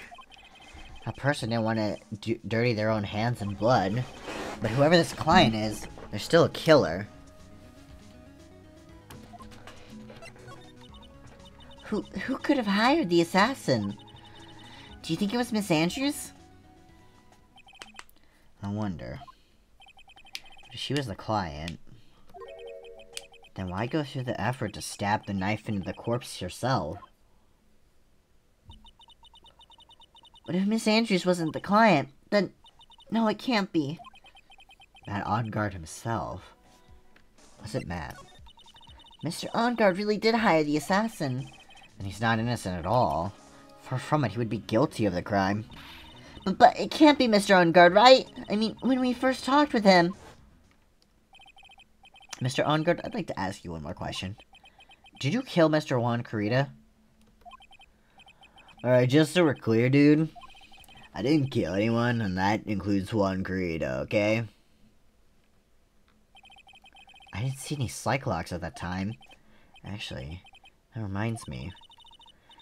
Did you remember something, Mr. Nick? Yeah, something Miss Andrews said at the trial today. She said something interesting. So what is this interesting thing? Oh, that's right. You didn't hear it, did you, Pearls? I mean, he technically didn't kill, yeah. Juan had bet everything on the Jammin' Ninja this year. And if he lost the Grand Prix, he was going to make sure Matt was going down with him. That's what he thought, anyway. It looked like somehow Juan had his hands a secret so powerful that it would destroy Matt's acting career had it been revealed. Mr. Onguard's secret? What is the secret? I don't know yet. But For now, let's think about it this way. Mr. Kurita was going to reveal this secret. That means Mr. Ongard had plenty of motive to have Mr. Kurita silenced. Which means we have to meet with Mr. Ongard. There's no way around it now.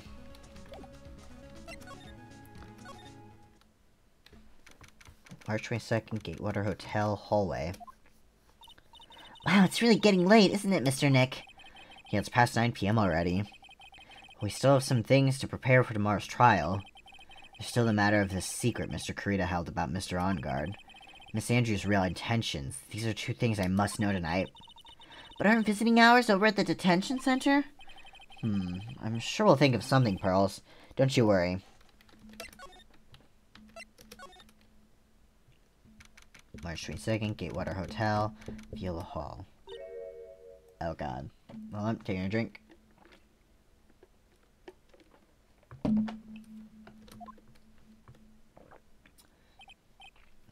Hey, wait! What? What is it, you whippersnappers? All I know is nothing that has anything to do with you is ever good! Like just now, I was handed this strange device for who knows what reason. I was told to use it to search the whole hotel. That's the bug sweeper, isn't it? The one Gumshoe made. I don't know, and frankly, I don't care, but the request came from Edgepoo, so... Edgeworth? And he said... If you feel angry, direct your anger at that unsophisticated lawyer. So I'm going to feel free to direct all my anger towards you! Ugh, gee, thanks a bundle, Edgeworth. What a pal you are. What's your problem? This is absolutely top secret, so you had better keep it to yourself. I heard they found a spy camera hidden in one of the prisons. Very interesting. I'm sure it was, you know. It was to catch poor Juan in the middle of a scandalous meeting. Scandalous? What's that?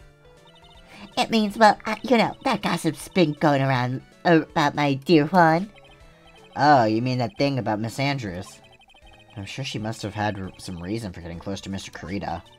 I'll let you in on another secret, youngin'. I know who planted that spy camera. It was that obnoxious puppy-head photographer girl that nervous some people. Spying on people by herself, as if I wouldn't want to see it for myself, too. Well, the alien actually admitted her true intentions for a change. I don't know what you're thinking exactly, but I can bet that it's nothing good. But I didn't say anything. So you want to know about Juan? That's a manager, right? Actually, as I hear it, there was something of a refreshing pair of those two. Oh? I tell you, Juan really welcomed that manager with open arms, I heard. That manager? Who are you talking about? You don't know, that manager woman Juan had. It's a shame she killed herself, though. Oh, you're talking about Miss Celeste Impax.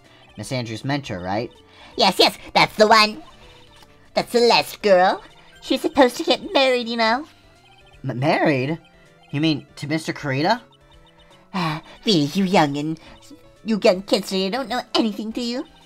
That girl Celeste killed herself 3 days after their marriage announcement. 3 days after their marriage announcement? What in the... Why did Miss Impax want to kill herself? She was going to get married. Well, that's because she was thrown away, you see, by Juan. What? But they were going to get married, right? Promised each other, right? They had the grand announcement session, but 3 days later, Juan suddenly canceled their marriage. Is that true? It was in the weekly magazines. But why? Why did he do that? That was not in the magazines, unfortunately. I see. That night after Juan called off the wedding, that manager, Celeste, killed herself. How terrible. I wonder what happened between those two. Interesting. Okay. There is so much going on in this mystery. I don't trust this old woman. I don't either, but like...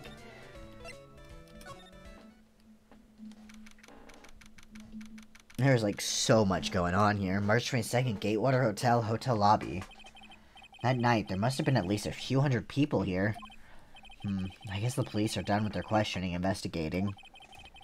Looks like things here in the lobby have finally calmed down.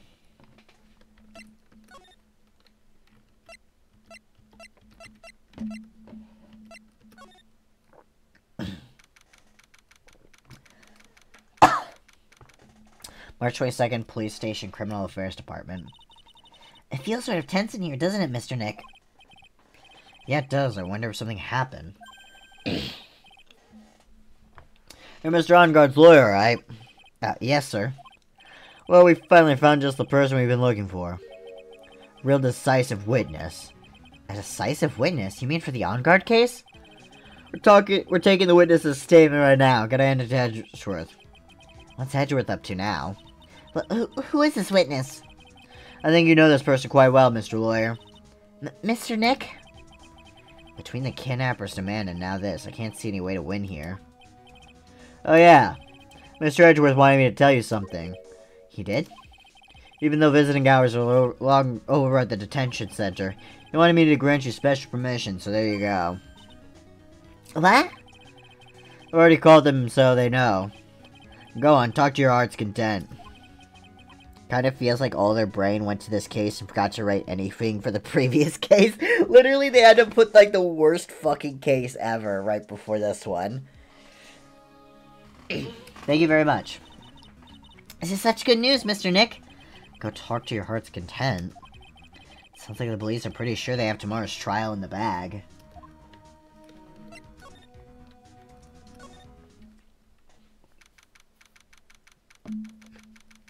March 22nd, detention center, visitors room. I'm sure they must have transferred Miss Andrews here by now. So that means that both Mr. Onguard and Miss Andrews are in this detention center. Now then, whose story do I want to hear? Oh shit, do I like it to choose one? Okay. Matt. They both are interesting. I don't think I have to choose one, but just in case, I need to.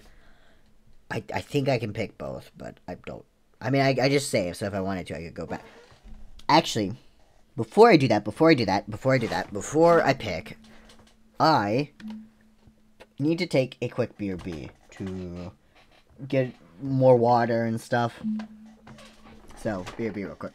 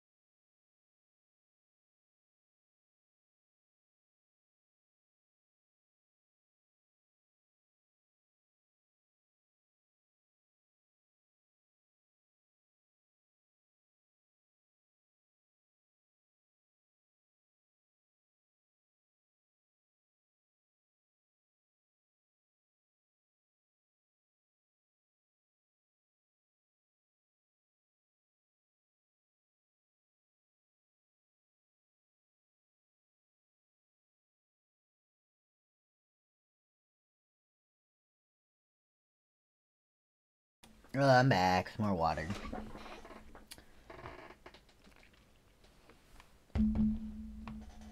Hydration. Oh, my phone went into sleep mode. Okay. I'm gonna do Matt. And then if it does only let me do one of them, if it does let me do only one of them, I will reload the save and do Adrian. Dude, it's Mr. Wright. Hope you can get me off the hook tomorrow. I'm counting on you. What the fuck? I hope so too. Why the fuck did I say counting like that? I was just dropped a bombshell on me by saying that Juan Carita was killed by an assassin, and that the assassin's client is this man, Matt Ongard. What's wrong, Mr. Ongard? Something I must know that 100% with 100% certainty. You seem kind of different. You're totally not like your usual lawyer dude self. About the press conference. You mean the one? You mean the one where Juan was gonna dress up as the Nickel Samurai? Yeah, I heard a little more about it from Miss Andrews. It looked like somehow Juan had in his hands a secret so powerful that it would destroy Matt's acting career had it been revealed. Could you please fill me in on what the secret is, please? Ooh. Holy shit! 5!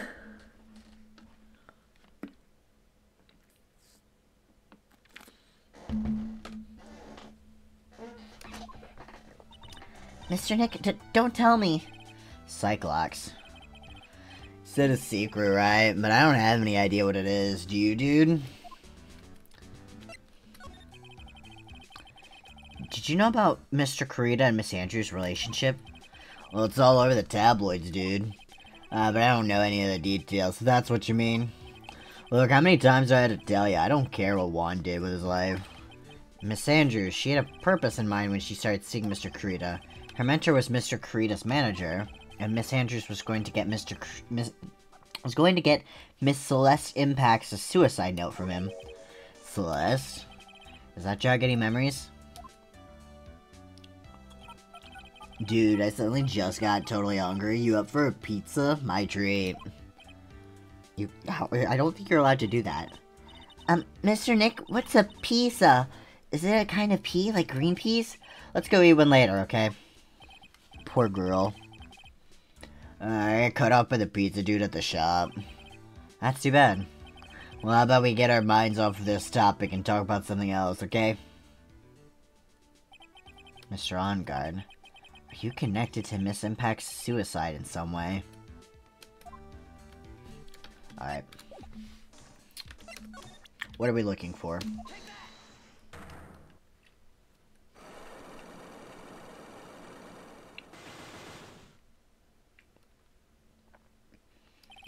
Matt's secret. Now let's hear what this secret of yours is. What if Mr. Carita had been successful in his plan? What would he have disclosed? Told you before, dude, I don't know. I don't know anything about Juan, okay? Look, Mr. Wright, I can keep on saying it until I'm blue in the face, but I totally didn't pay Juan any attention the whole time that night. I mean, come on, I was in the middle of a nap. Don't lie to me. Huh? I know you paid close attention to Mr. Carita, especially on that night. Do we?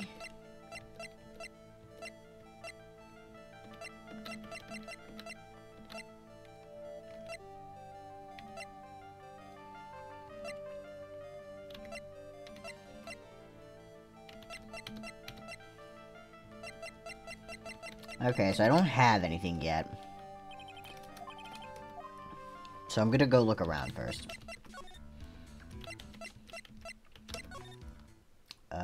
Okay, something here. March 22nd Police Station, Criminal Affairs Department. Oh, Mr. Wright, please, you have to help me. Uh-oh. Oh, Mr. Powers. What happened? Why are you here? You see, I got roped into this somehow. What? And now I'm going to testify at tomorrow's trial. The decisive witness is Mr. Powers. I was talking with the detective until a little while ago, and I was on my way home. When all of a sudden, you're under arrest, and I was brought back here. Uh-oh. They said my face and whole self in general looked suspicious or something. Well, I guess I can see how they thought you looked suspicious. I'm just a normal guy on an exercise show for kids. Is that a crime? Tomorrow's testimony.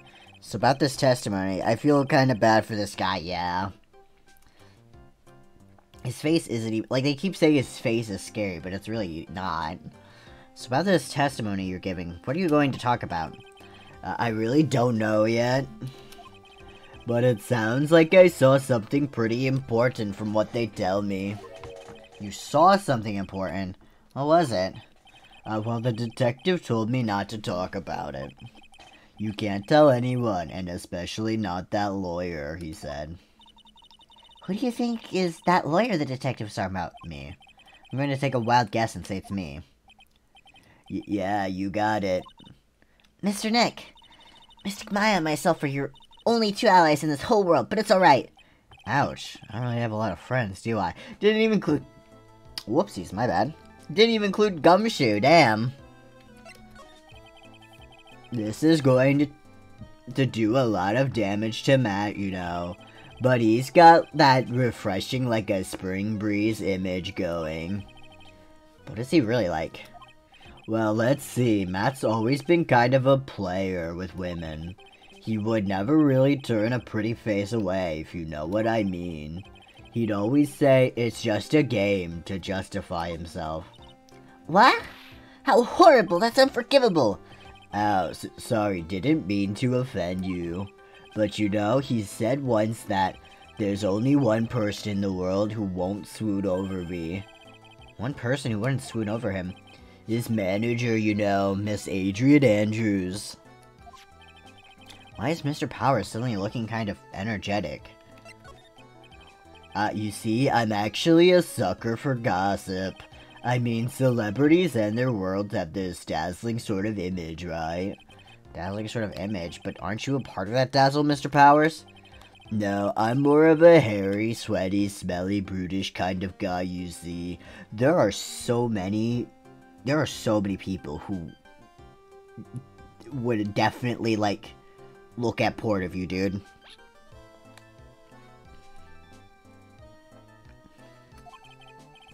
But it's okay, really. I get to hear plenty of gossip about a lot of the other stars around me as things happen. Well, that's true. Oh, hey, did you hear about this yet? About Miss Andrews' mentor and her suicide? You mean Miss Impacts? We heard something about how her wedding was canceled. Yeah, that's what I'm talking about. I thought about it a little the other day, about that mysterious death. I'm going to bed. Good game for y'all. Okay, good night. Hey, Mr. Wright, why don't you ask me about that? Go on, go ahead. Mr. Powers is so charged up, his skin is practically glowing with electricity. Hey, so have you heard this? Celeste left a suicide note. And they say that Juan went and hid it. We heard about that in court today. But there wasn't any actual proof that she had left a note. Well, this is what I think. I think that something bad was written on that note. Something bad for Juan, that is. He is electricity, he's now yellow, he's Pikachu. Something bad for Mr. Kurita? Why do you figure so? Well, before she died, Celeste talked with a few of her friends. And she said, it looks like I got caught up with a truly insidious man. A truly insidious man? Does she mean Mr. Kurita by that? Well, there's no one else that fits the bill, right? And that would be the reason enough for him to hide the suicide note. I see. Well, that's some good info. Thank you. You're welcome. Mr. Ongard and Miss Andrews, they're both at the detention center right now. There's still things I don't understand or know about, I'm sure. I have to get the two of them to tell me everything. Okay.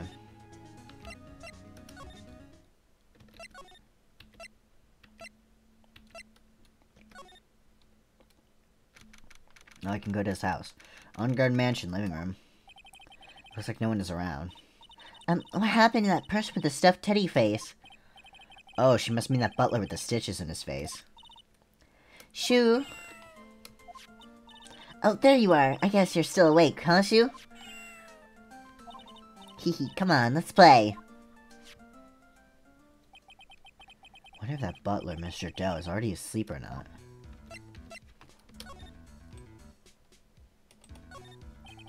There's another door over there.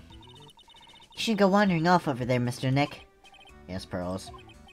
I know how Maya feels when I tell her to stop playing around.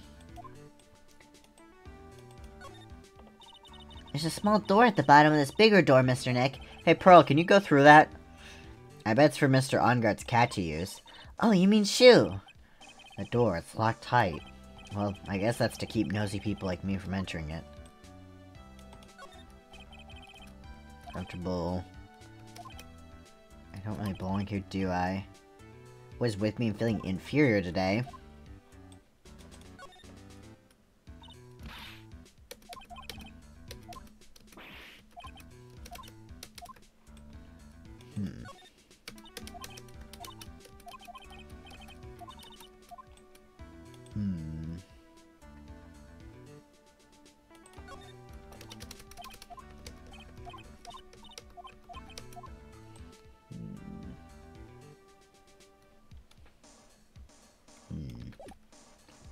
Move.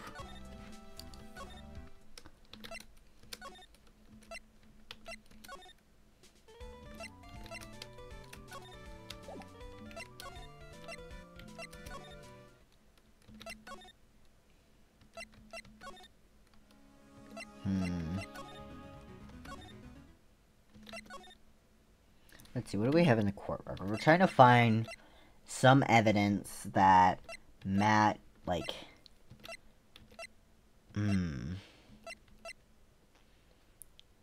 that Matt was paying attention to Juan that night.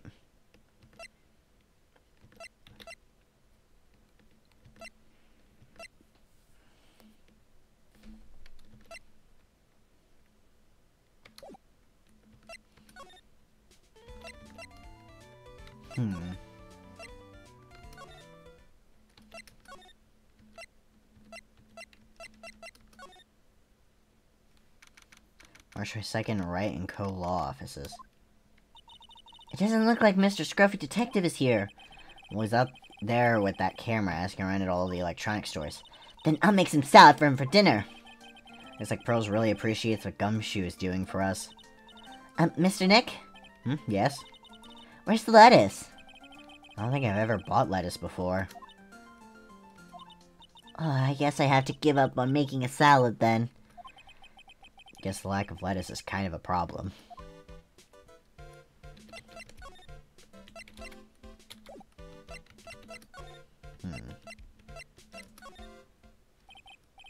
Now then, whose story do I want to hear? Okay, Adrian, maybe. Oh, it's you. I'm sorry to be visiting at such a late hour, but there are a few questions I absolutely have to ask you tonight. Me? I thought your client was Matt. I'm sure Miss Andrews knows something. She can't be clueless about this secret Mr. Kurita had on Mr. Ongard. I'd like to ask you about Matt Ongard, if you don't mind. Mr. Wright, you still don't know, do you? The real him, I mean. You seem to bear a lot of resentment towards Mr. Ongard. If that's the case, then why did you become his manager? Why would you become intimate with his rival? That has nothing to do with this case. Nothing. About Miss Celeste Impax. I'd finally put her death behind me. Now, thanks to you, it's all come back to the surface. I'm sorry. I don't think that's true. Yes, I was shocked by her suicide.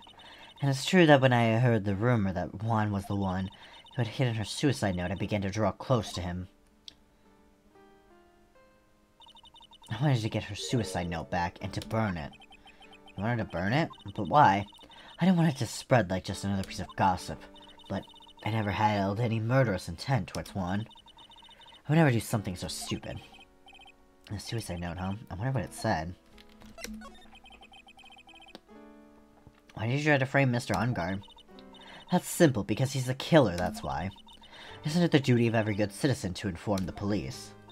But, there had to be another way. The police are excellent at doing their job. So they'd figure it out, right? Yes, they're so good that they couldn't figure out the real truth behind Celeste's death. Miss Andrews. Well, I know you're not the type of person to do something without a reason. So please, tell me why you did what you did. Revenge. Huh? Did you say something just now? Oh, she only has one. That's easier. Psych lock, huh? Don't you understand yet? You're not my lawyer. To be honest, you're more like my enemy. But... I'm sure I just heard Miss Andrews say, revenge. Alright, what do we need here?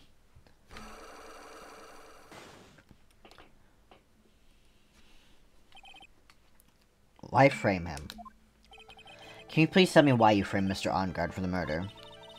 I've already told you countless times. It's because I thought Matt was the killer. No, that's not it. I know you have a personal reason to dislike Mr. Ongard. Miss Andrews, you may think I didn't hear it, but I know you said something earlier. You said revenge. So you are saying I was taking my revenge out on Matt, and that's why. What an absurd idea. I don't have anything I want to take revenge for. Miss Andrews, a woman who lives by being dependent on other people. There's something or someone in her past that would make her take a revenge.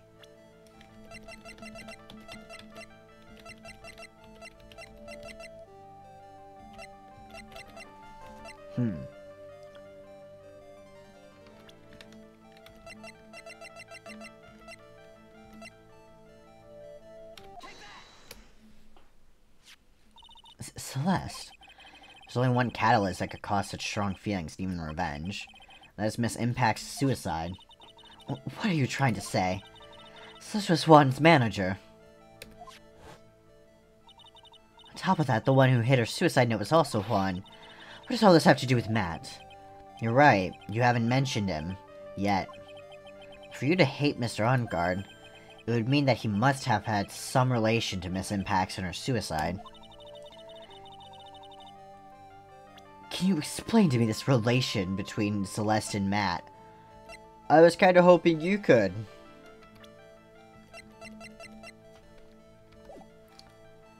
I don't think I have enough evidence yet. Let's see, if anyone would have any idea. Phone. Mr. Nick, your phone! Hey, that's the Steel Samurai theme song, isn't it? I don't like the sound of this ringtone right now. It sounds kind of ominous. Yeah, I know. Hello? We're in trouble now, pal. I'll be back at the office real soon. What's wrong? Something really unexpected just happened. Mr. Edgeworthy. Edgeworth? Anyway, hurry up and get back to the office, pal. I don't know what's going on anymore, but it's no good. The end, Hello? He got cut off. What's going on, Mr. Nick? Gumshoe said we need to go back to the office right away. Then we should hurry back. I'm scared to go back. What are you talking about, Mr. Nick? Pull yourself together. Maybe it'll be good news. Somehow I doubt that.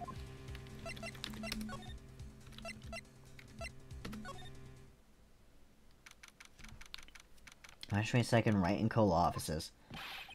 What took you so long, pal? Mr. Edgeworth couldn't stick around forever and had to go. Well, what happened? We got him. We know who bought that spy camera.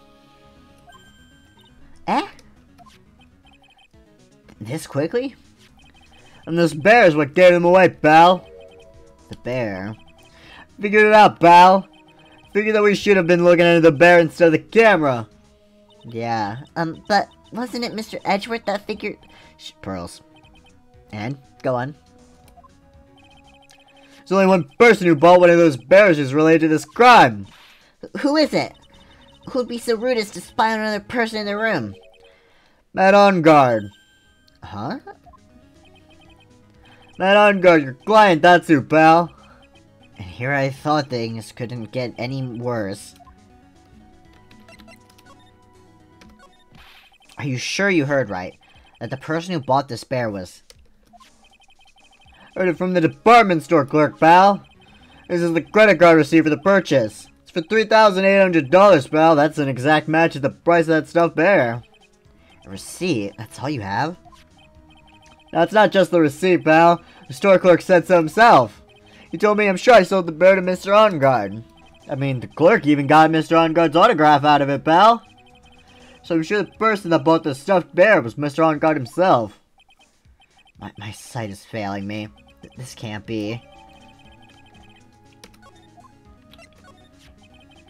So what was the spy camera we found? Oh, that was a dead end, pal. I mean, you can get this kind of thing from anywhere.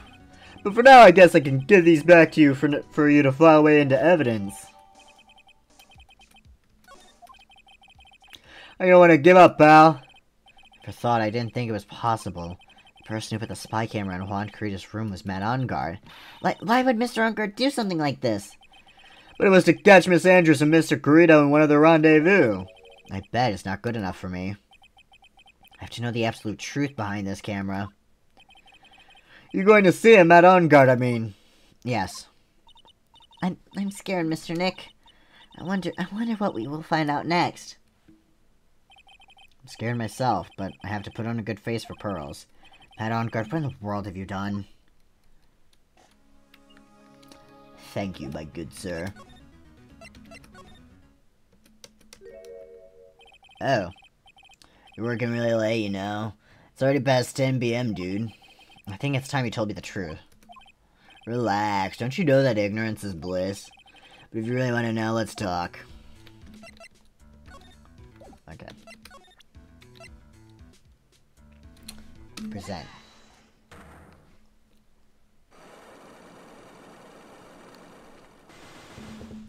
Five. That's secret. Now let's hear what this secret of yours is. What if Mr. Carita had been successful? Yeah. Totally didn't pay any attention the whole time. I mean, come on, I was in the middle of a nap. Don't lie to me. I know you paid, especially on that night. My guess is the camera. Someone used this camera to secretly film Mr. Carita's room the night of the murder. Secretly film? What? And then sent the images the camera took with this transmitter. Wow, but dude, where was this camera you're talking about hidden?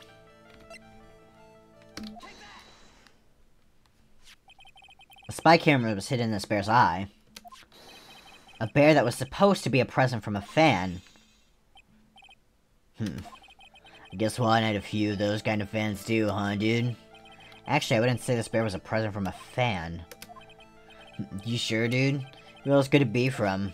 The person who gave this bear to Mr. Carita was... You. Mr. OnGuard, don't you know this bear from somewhere? I don't think I've ever met Mr. Bear before, dude. But he says he knows you. How could you forget such a great friend? What else did the bear tell you? He says that the one who put the camera in his eye was you, Mr. OnGuard. If I didn't know how you work in court, I'd think I was in some serious trouble. Come on, this is all a joke, right, dude? You're just pulling my leg. Looks like you're not ready to give up your secret yet. Well, do you have any proof that you want to show me first?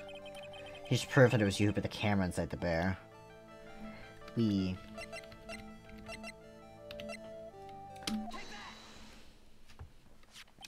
I have here one credit card receipt, Mr. OnGuard. It's from when you bought that stuffed bear. Dude, all you can tell from that is that I spent $3,800. I go to that department store all the time, okay?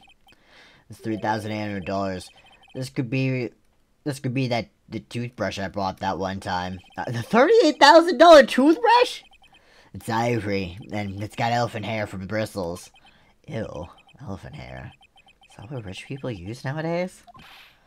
Anyway, The store clerk clearly remembers you and your purchase. After all, you even gave him an autograph, did you not? Dude, you should have said that earlier. So can I ask you one thing? Yes. You're my lawyer, right, dude? So if you are, then why are you looking into stuff like that? Because if I don't know the truth, I can't help you. Sounds more like stupid lawyer talk to me. Hey, let's stop talking about this, okay? No, not yet. I haven't asked why you set up the camera yet. Elephant? Ew. Yeah, elephant hair, that sounds gross. And what your secret is, of course. It could be strictly confidential. So, what are you going to do now? I'm going to find out what I want to know, because I must. The reason you hid this camera in Mr. Kurita's room and filmed it in secret is...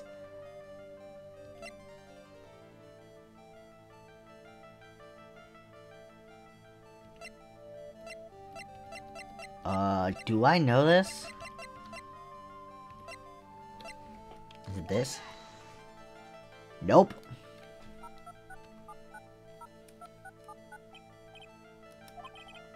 Mr. On Guard? Yeah. Ugh.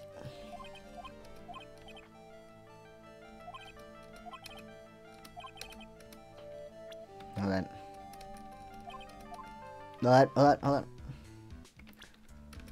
Save. Okay. Now let's try this. I've gotta have the evidence on me already. Like, they literally put him in my face, so I have to have it all.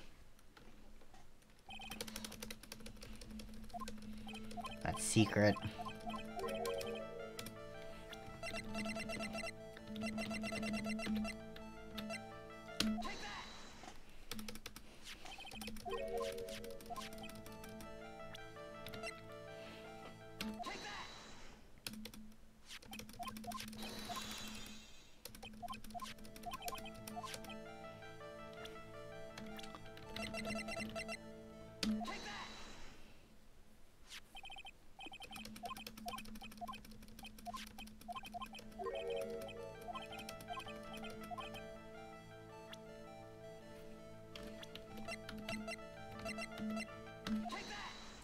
Okay.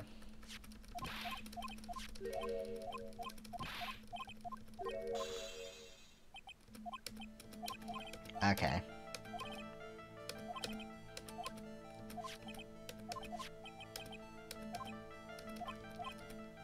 The reason you hit this camera in Mr. Kurita's room and filmed it in secret is... Picture taken in the hallway right after the murder. Bears the victim's blood and on-guard's fingerprints. Time of death, 8:15.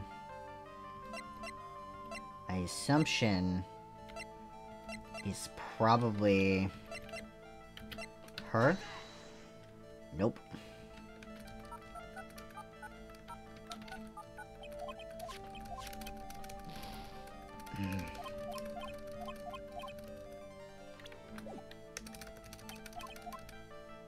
I could have used another, but it's okay. I'm just gonna... Hi.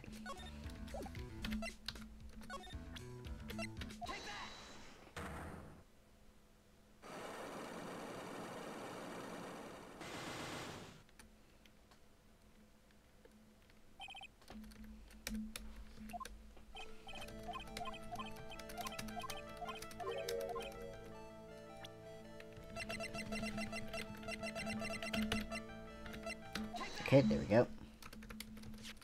I'm gonna use this camera.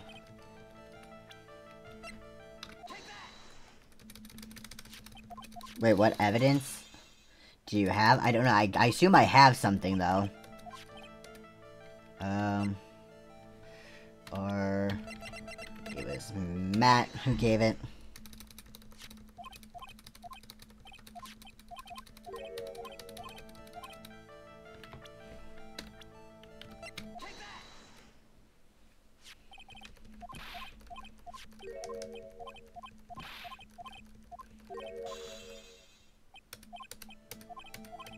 You're my lawyers. Yeah. what your secret is. The reason you hid this camera in Mr. Kurita's room and filmed it in secret is... So, I've got this stuff, and then these two. I assume it's not either of these. I'm done with these two, I think, for now. So it's something here, here, or one of the profiles.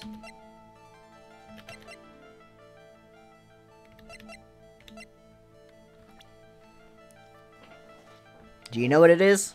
Did you remember or something?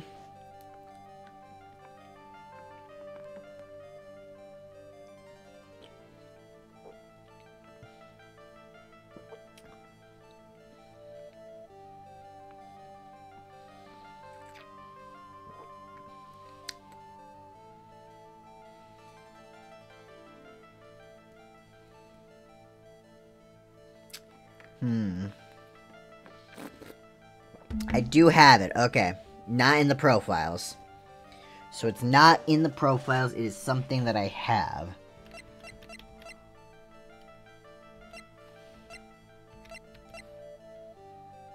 No, I look up a guide? Oh, okay.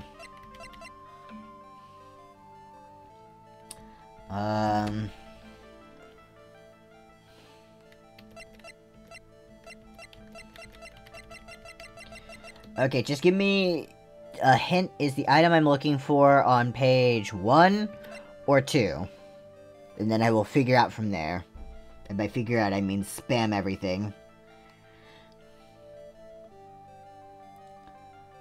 That's not true. I will try to think a bit, but... 1 or 2. 1 or 2. Oh wait, actually, hold on. Is that the fucking newspaper, maybe?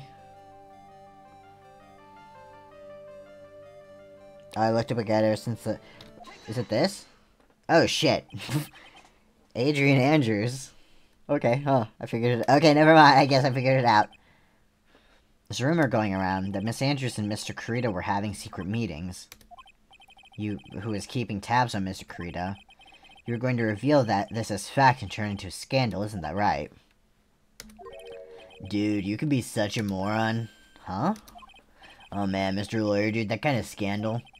That's the good stuff. That's what we in the industry call juicy. The good stuff? Juicy? Look, we can get publicity without spending a penny with that kind of stuff. I mean, if people stop paying attention to us, then it'd be the end, dude. Too bad that wasn't your intention. What are you talking about? I wish your reason for spying was something so innocent, but it wasn't. You didn't spy on Mr. Kurita because of Miss Andrews. There's only one reason I can think of for you to do such a thing. The real reason you set up that camera in Mr. Kurita's room was... Okay, now this is the real...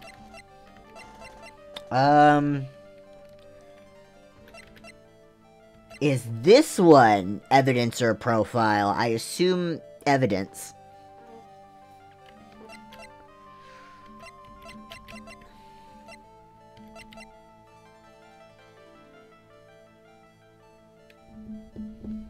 Celeste impacts suicide.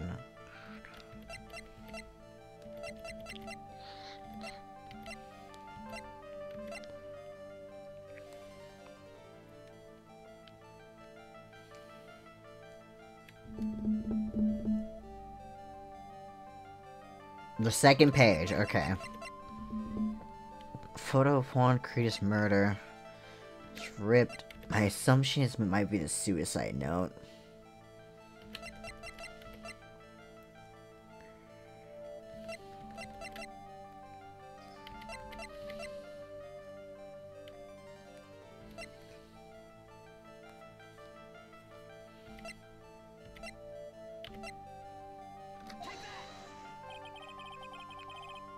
If I really wanted to set up spy camera...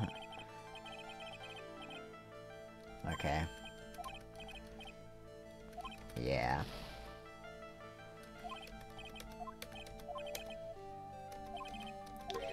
I'm gonna try 2 to figure it out. His real term his costume is covered in Mr. Kurita's blood found in On Guard's Hakama.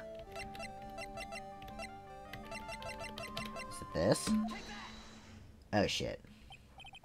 What is this card? Maybe he doesn't know about this card. This is a certain man's calling card. The man's name is Jeff the Killer, and I'm sure you know of him, don't you? Jeff the Killer? That's ridiculous. Why would I know some shady scumbag like him? If you really don't know him, then why are you acting so jumpy all of a sudden? This is it. I'm finally starting to get to the truth. Can't afford to make any more mistakes now. Mr. Matt On Guard, I know why you know Mr. the Killer. It's because you're his client. Since you're the one who set up that camera, that means you knew exactly what was going to happen in that room. So, how would you know something like that? It's because you're his client. That's why. You hired Jeff the Killer to assassinate Mr. Juan Carita. The real mastermind behind this whole murder is you, Matt On Guard. Here I was, trying to be a good boy for you, dude. I thought if you didn't know, you'd be able to do your job without feeling bad. Well, that's what I thought. Anyway, Mr. On Guard, you really did hire. Hold on a sec, I'm gonna consult myself, okay? Consult myself? Well, I guess it's probably about time anyway. About time for what? I think it's time for you to meet him now, Mr. Lawyer Dude. What?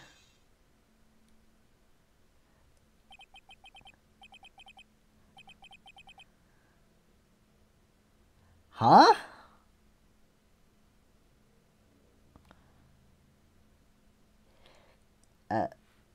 What? Damn, okay. How do you do, Mr. Lawyer? I'm Matt On Guard.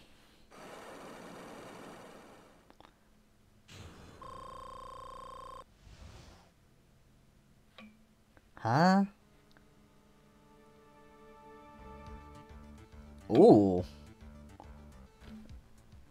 This music funky.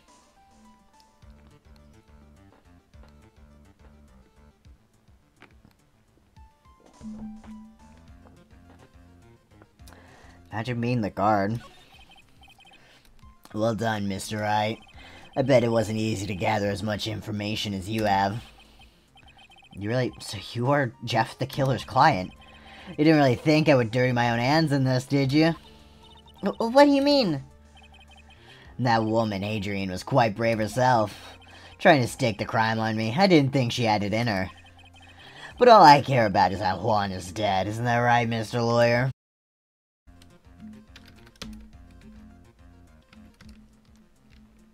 What the fuck just happened? Okay, is it now? Is it now? Why was it fucking 0? What the fuck happened there?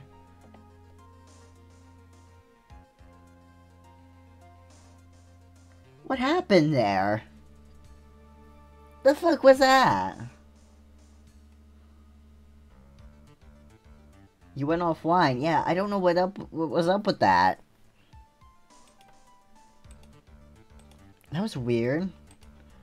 Hold on, just checking to make sure it's all good.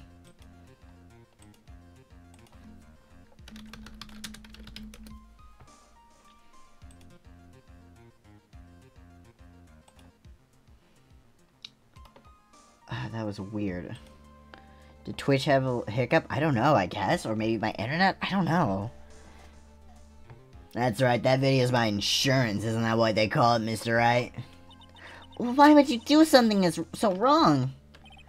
Because I'm a grown-up and I can. Good enough in an answer for you, little girl. Why? Why would you kill Mr. Carita? Because he was about to sling so much dung onto my beautiful public image. Scandals are a little annoying, aren't they? It's all because of that press conference, isn't it? If Mr. Carita had been able to give it, then Mr. On Guard's secret would have... Ah, well, that's what we call taking advantage of the situation, you know? I had no interest in doing it, really, but bit by bit it crept up on me. And then the situation just presented itself perfectly. How beautiful, I thought. And that's how Mr. Carita ended up dead. Let me tell you something, I'm not like Adrian. I don't depend on anyone. People are simply things to be used and thrown away. Put on a sweet, innocent face and people will swallow anything you feed them. Adrian fell for it, the assassin too. Oh, and how can I forget? Even you fell for it, Mr. Lawyer. Everyone all working their butts off for me, Matt on guard. Oh, did that leave you speechless? What a shame. What's wrong, Mr. Lawyer? You've grown awfully quiet. How could I have been so deceived by you all this time?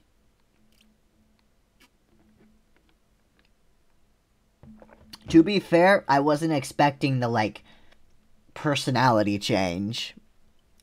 That definitely was new. That I was not expecting.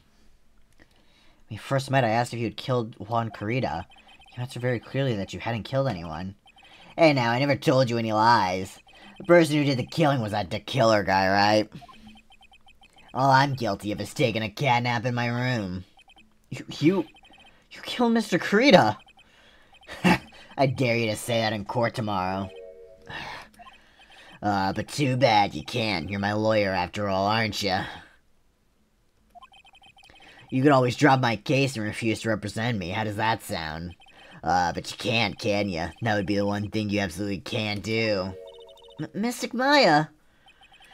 You wouldn't want to test a killer. He's a man of his word, or so I hear. You could end up getting a certain friend of yours rubbed out if you lose. You... scoundrel. So if I were you, Mr. Wright, Esquire, I think I would give it my all tomorrow. Remember, everyone likes a happy win-win resolution. I'll get you for this. That's such a cliche phrase. One said something like that, if memory serves. Of course, well, we all know how well things turned out for him, don't we? Good night, Mr. Lawyer. Maya? Maya, what am I supposed to do? He's fucking acting like what a little bitch. And now you finally found it. The starting line of this case. Edgeworth. I don't care for the horrid atmosphere here. Let's return to this precinct. Wait, I didn't get to talk to Adrian. Police Station Criminal Affairs Department. Well, Wright, what are you going to do if you plan on changing your strategy? No! We can't do that. That's right. He's holding Maya hostage. What should I do? That's not something I can answer for you. God, this is so interesting. This is the first time we've ever... What a way to end the second game, though. Like, having us, like... The person we're defending did it! He's the bad guy! That's, like, a really interesting way to, like... Because, like, every other one is like, oh, they didn't do anything wrong. Last case fucking sucked, though.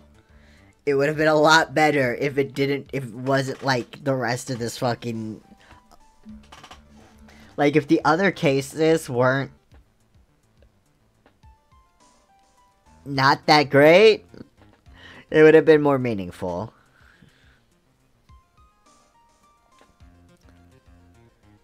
Oh, their brain went to this case? Yeah. Like, the last trial sucked. The first trial, or was it the second trial? Because the first trial was like a tutorial trial, wasn't it? But the second trial was like, defending Maya. I do not remember what the first trial was at all, I think. That's not something I can answer for you. Mr. Edgeworth! Right, only you can decide where to go from here. 1 year ago, at that time, I didn't truly understand what a prosecutor was. That is why I had to leave the prosecutor's office. I don't even remember that much, TBH. To be fair, it's been a while since I've, like, played those cases, but... I felt that I couldn't stand in a court of law until I knew what a prosecutor really was. And now, Wright, it's your turn. My turn? What is this thing called a lawyer? What can you do as one? You must find the answer, and you must find it on your own. Let's talk, though. I'm a lawyer, but to fight for someone who's clearly a killer... Matt Engar, the man is really... Doesn't matter who, every person deserves a proper defense and a fair trial. Isn't the basis of our judicial system? Proper defense? But what exactly is that? Is it where a lawyer forcibly and blindly gets an acquittal through shouting and trickery? Ironic that you of all people would say such a thing. Isn't that exactly how you fought for your clients up until now? Well, that may be true, but that's because I've believed my clients to be innocent from the bottom of my heart. I do remember the nurse one. The nurse one with the hottie guy in this game. Unless you're talking about one from the first game, which that one I don't remember. So, but the hottie clinic one. That was the one with Maya. But if I were to get on guard that acquittal, that isn't a proper defense at all. Became a lawyer because I thought I could save people who were suffering and in pain. Yeah, the one with the hottie one. Yeah, that was the Maya case. But when I look at this mess we're in, I can't even protect the person closest to me. Even if I win the case, I still lose in the end. I just don't know what to do. Right, would you get a hold of yourself? You have it all wrong. Huh? We aren't some sort of heroes. We're only human, you and I. You wanna save someone? That's something easier said than done, wouldn't you say? That's... You're a defense attorney. You can't run away from that. You can only fight. That's all you can do. Why fight? People like you and Franziska von Karma are always using all you have to pin me down. You fight to the very end, even when you know the truth is not with you. But I'm not like you. I can't fight for a false verdict for a man I clearly know to be guilty. Franziska, she fights for herself. The only thing she fights for is her perfect win record. That's all. And? Isn't that the same as you? Isn't that why you ran away a year ago? Because your precious win record was destroyed? You're so petty. I see. Now I understand why you despise me so. However, you are mistaken. What do you... Thanks to you, when you sealed off my path to a perfect win record, I began to realize the error of my ways. I realized that things such as a perfect record were meaningless. What? I don't believe you. Are you saying that is why you left the prosecutor's office? But then, why? Why are you here now? The answer to that is something you will find out on your own. I have faith you will see it before the verdict is read tomorrow. But if you can't, then you will be powerless to change the ending of the story. Beep beep beep. Mr. Nick! The transceiver! I'm sorry for what happened earlier. Now then, Mr. Attorney, do you wager you can obtain an acquittal tomorrow? My, what is the matter, Mr. Attorney? I don't sense your usual anger this time. Tell me, please. Why are you holding Maya hostage for Mr. Engar's sake? Why are you doing this for that cold-blooded killer? Right. Please don't misunderstand things. He is my client. Don't toy with me. A man who hires an assassin is just as much of a killer himself. I believe you were asking me for a reason as to why I'm doing what I am. Yeah. This is what I like to call my aftercare. What the heck is aftercare?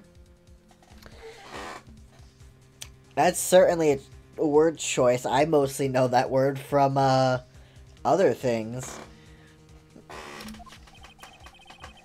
My name carries a certain amount of honor and dignity, Mr. Attorney. I take great care to ensure that no suspicion falls upon my clients for my handiwork. That is what's called client relations, and it is a part of an assassin's duty. Assassin's duty? We were unlucky this time, and my client was arrested as a suspect. As a result, I did what I had to do to enlist your expert help, Mr. Attorney, and to ensure that you would do everything in your power to the very end. What's your name? I believe I told you once before, however... You did, but... My name is The Killer. Jeff the Killer. You're Jeff the Killer? Please keep in mind you do not have much space to maneuver with me. As a killer, I always finish what I set out to do. If you fail to keep up your end of the bargain, Maya, it would be my duty as an assassin to see she receives a nice long nap. No. Now then, if you'll excuse me, if someone were to trace this signal back to me, it would be quite troublesome. That was you! Mystic Maya!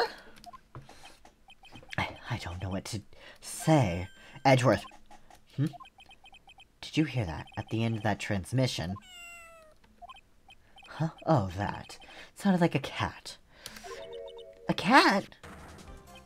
It can't be. A cat. Can it? What is it? I think I know where where Jeff the Killer is holding Maya hostage. Edgeworth, have all police units head for On Guard Mansion immediately. Alright, you hurry as well then. Don't lose hope yet, Pearls. The fight has only just begun. Yeah. But I love you. Move. March 22nd, On Guard Mansion, living room. The bear! Maya! Please answer us, Mystic Maya! We have this area completely surrounded. There's no way for him to escape. Assuming he's still in the area. Can't believe it, that butler. All this time, he was the killer. He and On Guard were working together all this time. I'm sure they had worked out a contingency plan ahead of time.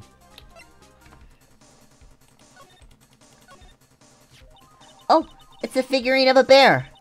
But there are a lot of cuts in it for some reason. Wooden bear, it's covered in many thin cuts. How did the court record? A bear? Isn't that more of a thing for Mr. Kurita? How would something like this be here? Right, look down. There's a little pet door installed here. I'm sure that's for Shu. Do you think that this came through that little door? Oh, this door. It's locked. Well, I'm pretty used to breaking doors by now. Let's go, Edgeworth. There's no one here. For the looks of this room, I would say this is On Guard's private lounge. Look at this, Wright. An antenna for sending and receiving radio signals and a VCR. Oh shit, the tape. Check inside the deck. If there's a tape, it would be an important piece of evidence. If we're lucky, it'll have the moment the crime was committed recorded on it. I'm sorry, but the tape deck is empty. There's no tape to be found. No. But there's no other mistake that someone used this to record something. Looks like someone took the tape we're looking for and escaped with it. A spacious sofa. I bet 10 pearls would fit on here. I don't think 10 of me would fit, Mr. Nick. It's On Guard's computer. Maya, why couldn't you have used this to get help? Mr. Nick! Where's the power switch? Oh, I get it. So that's what happened. She couldn't find the power switch. Huge television and speakers loom largely here. I'm sure if Maya saw this, she'd say, I would die a happy samurai fan if I could see the Nickel Samurai on a TV like this. Yep, yeah, that's what she'd say. I can't believe I made a joke about Maya, all things considered. She did say that. It's a very small table. I bet we could barely squeeze 3 pearls on there. But I wouldn't sit on a table to begin with, Mr. Nick. I can't read all the labels, but this is a very large collection of videotapes. It's like On Guard taped all of his own shows. Very vain. It's a VCR and an antenna. The footage that the spy camera took at the scene of the crime was beamed here and recorded on tape. If only we had that tape, it would have been really helpful. Move. Wine cellar. Celeste. We've searched all over, but it looks like we got away. I'm sorry. Looks like he slipped out of our grasp this time. Now we've lost our only lead. He probably bolted as soon as the cat meowed, because we would have heard that. Don't give up yet. That little girl is looking to you to be her pillar. Yeah, you're right. We're close, I can tell. We've already set up checkpoints along every route leading out of this district. Leave the rest to us. Maya. Examine. This looks like a picture of Miss Impax. With love, Celeste. Miss Impax, you mean? Yes, Mr. Kurita's former manager. Why would a picture of Miss Impax be here at Mr. Onguard's mansion? Why does it say with love? This might be a clue. Add it to the court record. Ah! What's wrong, Pearls? Please let me see this picture frame. Huh? What's so special about the frame? On the back, there's something written on the back of the frame. Maya. It's Mystic Maya, she left us a message. What?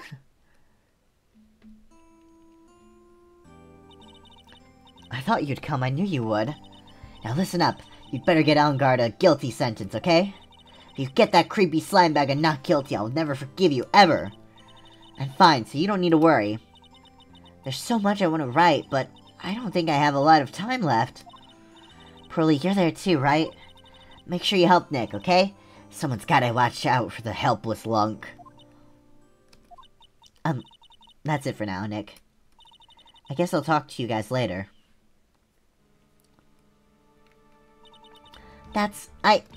No! Mystic Maya! Right. What's wrong? Why the blank stare? Oh, well, nothing. We've searched the house, and this is the last room. Looks like he eluded us. Edgeworth. Yes? As far as clues go, I think this is about all I'm going to get. But I'm still short one last thing. And what is that?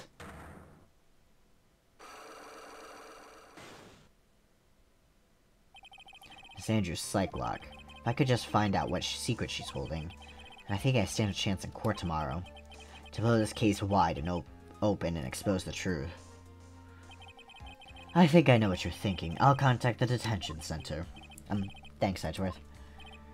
Well, let's go, Pearls. It's time to open that last lock. Ooh. March 22nd, Detention Center, Visitor's Room. Good evening, Mr. Wright. What's wrong? You look ill. Miss Andrews, I've come to remove your psych lock. Psych lock? I want to know, and you will tell me. Your secret. Fine, go ahead. Try to break me if you can.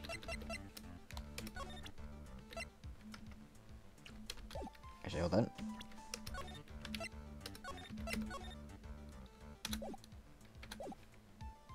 Present.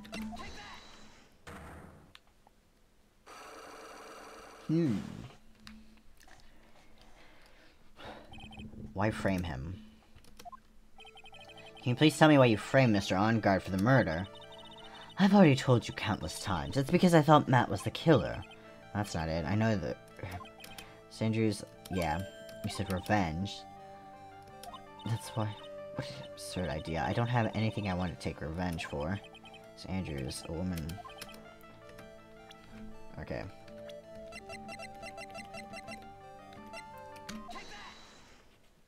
I hope she's not gonna break her glasses again. I feel like it's gotta happen.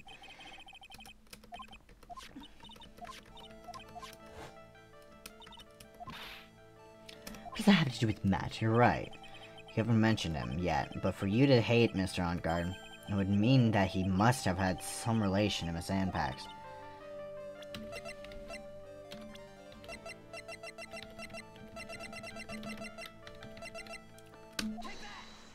Probably this. This is a photo of Miss Impax, correct? She looks younger than when she passed away, though. Oh. With love, Celeste. This is Miss Impax's handwriting, isn't it?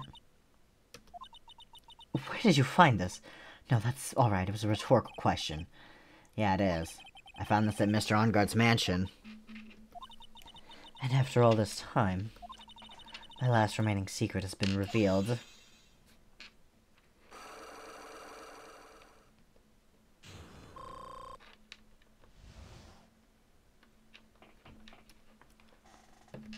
Why frame him? Celeste, she was supposed to get married to Juan. Yes, but I heard that it didn't work out. Because Mr. Kurita didn't want to get married to her anymore, right? Yes, because of Matt. But because of Mr. Onguard? What do you mean? I think I can see where this is going. Celeste, she was Matt's manager a long time ago. She was the happiest woman in the world at the time. I was working part-time back then, and I often saw the two of them together. So that's why... With love, Celeste is right in the frame of that picture. They were a couple, weren't they? Wasn't anything as splendid as that. Celeste was being used. Toyed with until she was thrown away. That's so horrible. Matt's entire image is built around how nice and wonderful of a man he is. A scandal would have destroyed that. Which is why Celeste, in her kindness, moved over to Worldwide Studios. That's where she met Juan. She seemed really happy with him, even happier than she was with Matt. Celeste and Juan were such a good match that they were even planning to get married. And then, it was suddenly called off. On the night Juan called their marriage off, Celeste... she killed herself. That's why I framed Matt. As revenge for Celeste and for myself. She didn't break her glasses, yeah. I'm sure even you can guess why Juan called the wedding off, right? Matt confessed to Juan about his relationship with Celeste. I see, so that's what happened. But, then why did Mr. Krita have to call off the wedding? I don't understand at all. It was probably because of his worthless male pride. Juan and Matt were always fierce rivals. Matt waited for the wedding announcement and then unleashed the truth on Juan. He was aiming for when it would hurt Juan the most. Poor Miss Impax. That wasn't the end of it. That day, I'm almost certain that Celeste left a suicide note behind. And in that note, she left a detailed account of Matt's various misdeeds, and... so that she would never again be hurt by Matt, she chose to die. Then, when Juan discovered her body, he hid her note. But why did he do that? It's simple. Juan realized that note was a powerful weapon against Matt. And it would be especially damaging to his refreshing like a spring breeze image. I was also wondering why, because, like, isn't her relationship with Matt over by that time? Damn, yeah, literally, what? That's so stupid. Juan is a... if he's gonna call off marriage because of something like that, he wasn't worth marrying in the first place.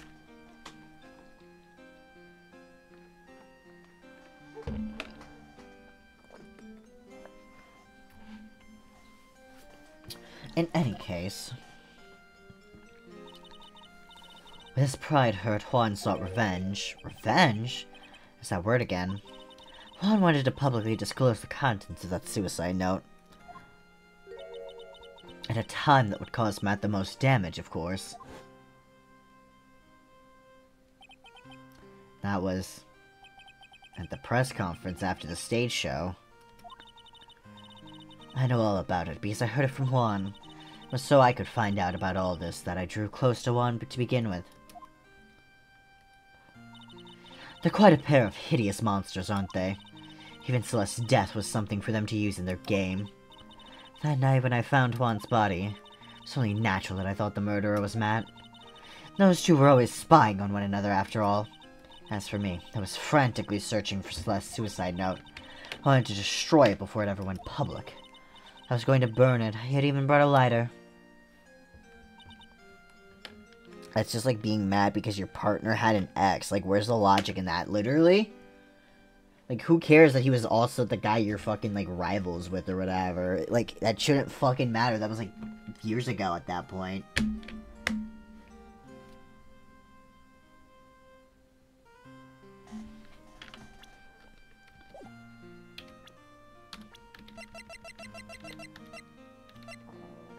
Deceased. Okay, well, I don't know how old she is. But I couldn't find the suicide note, and that's when revenge crossed my mind. Yes, I was going to bring to them my own kind of cruel revenge. These guys are bitches, I swear to God, yeah. Celeste was killed by those two monsters, so when I stabbed Juan's body with that knife, I didn't feel a single shred of guilt. And that's all I have to say. Well, Mr. Wright, even knowing all this, are you still going to help that man? I'm a lawyer. I see. What a foul profession. Thank you very much for your time and for talking with me. was no big deal. I couldn't sleep anyway. I can't sleep either. Not with Maya's situation, or what was I know now. Oh boy.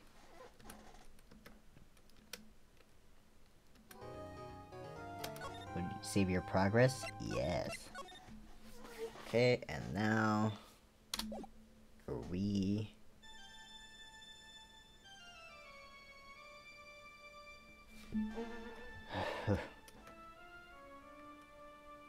how did I get into this mess?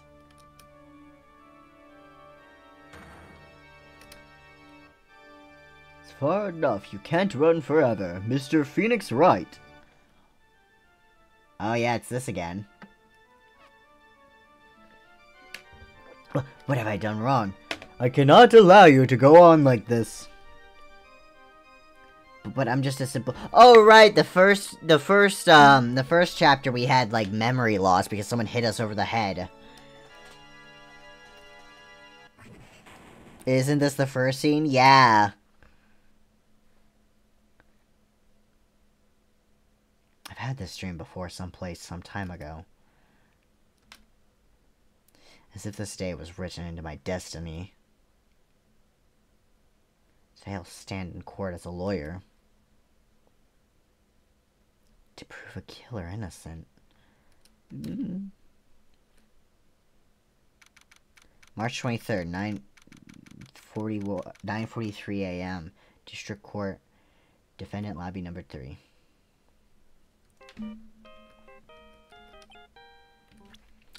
That is actually where I'm going to end the stream for tonight. I will do the trial next time because I think the trial will probably end up being pretty long. Because this case has been pretty long, actually. I'm surprised how long it is compared to the others. So thank you for coming. Thank you for coming to my stream. And, cliffhanger? Yeah, cliffhanger. And, have a good.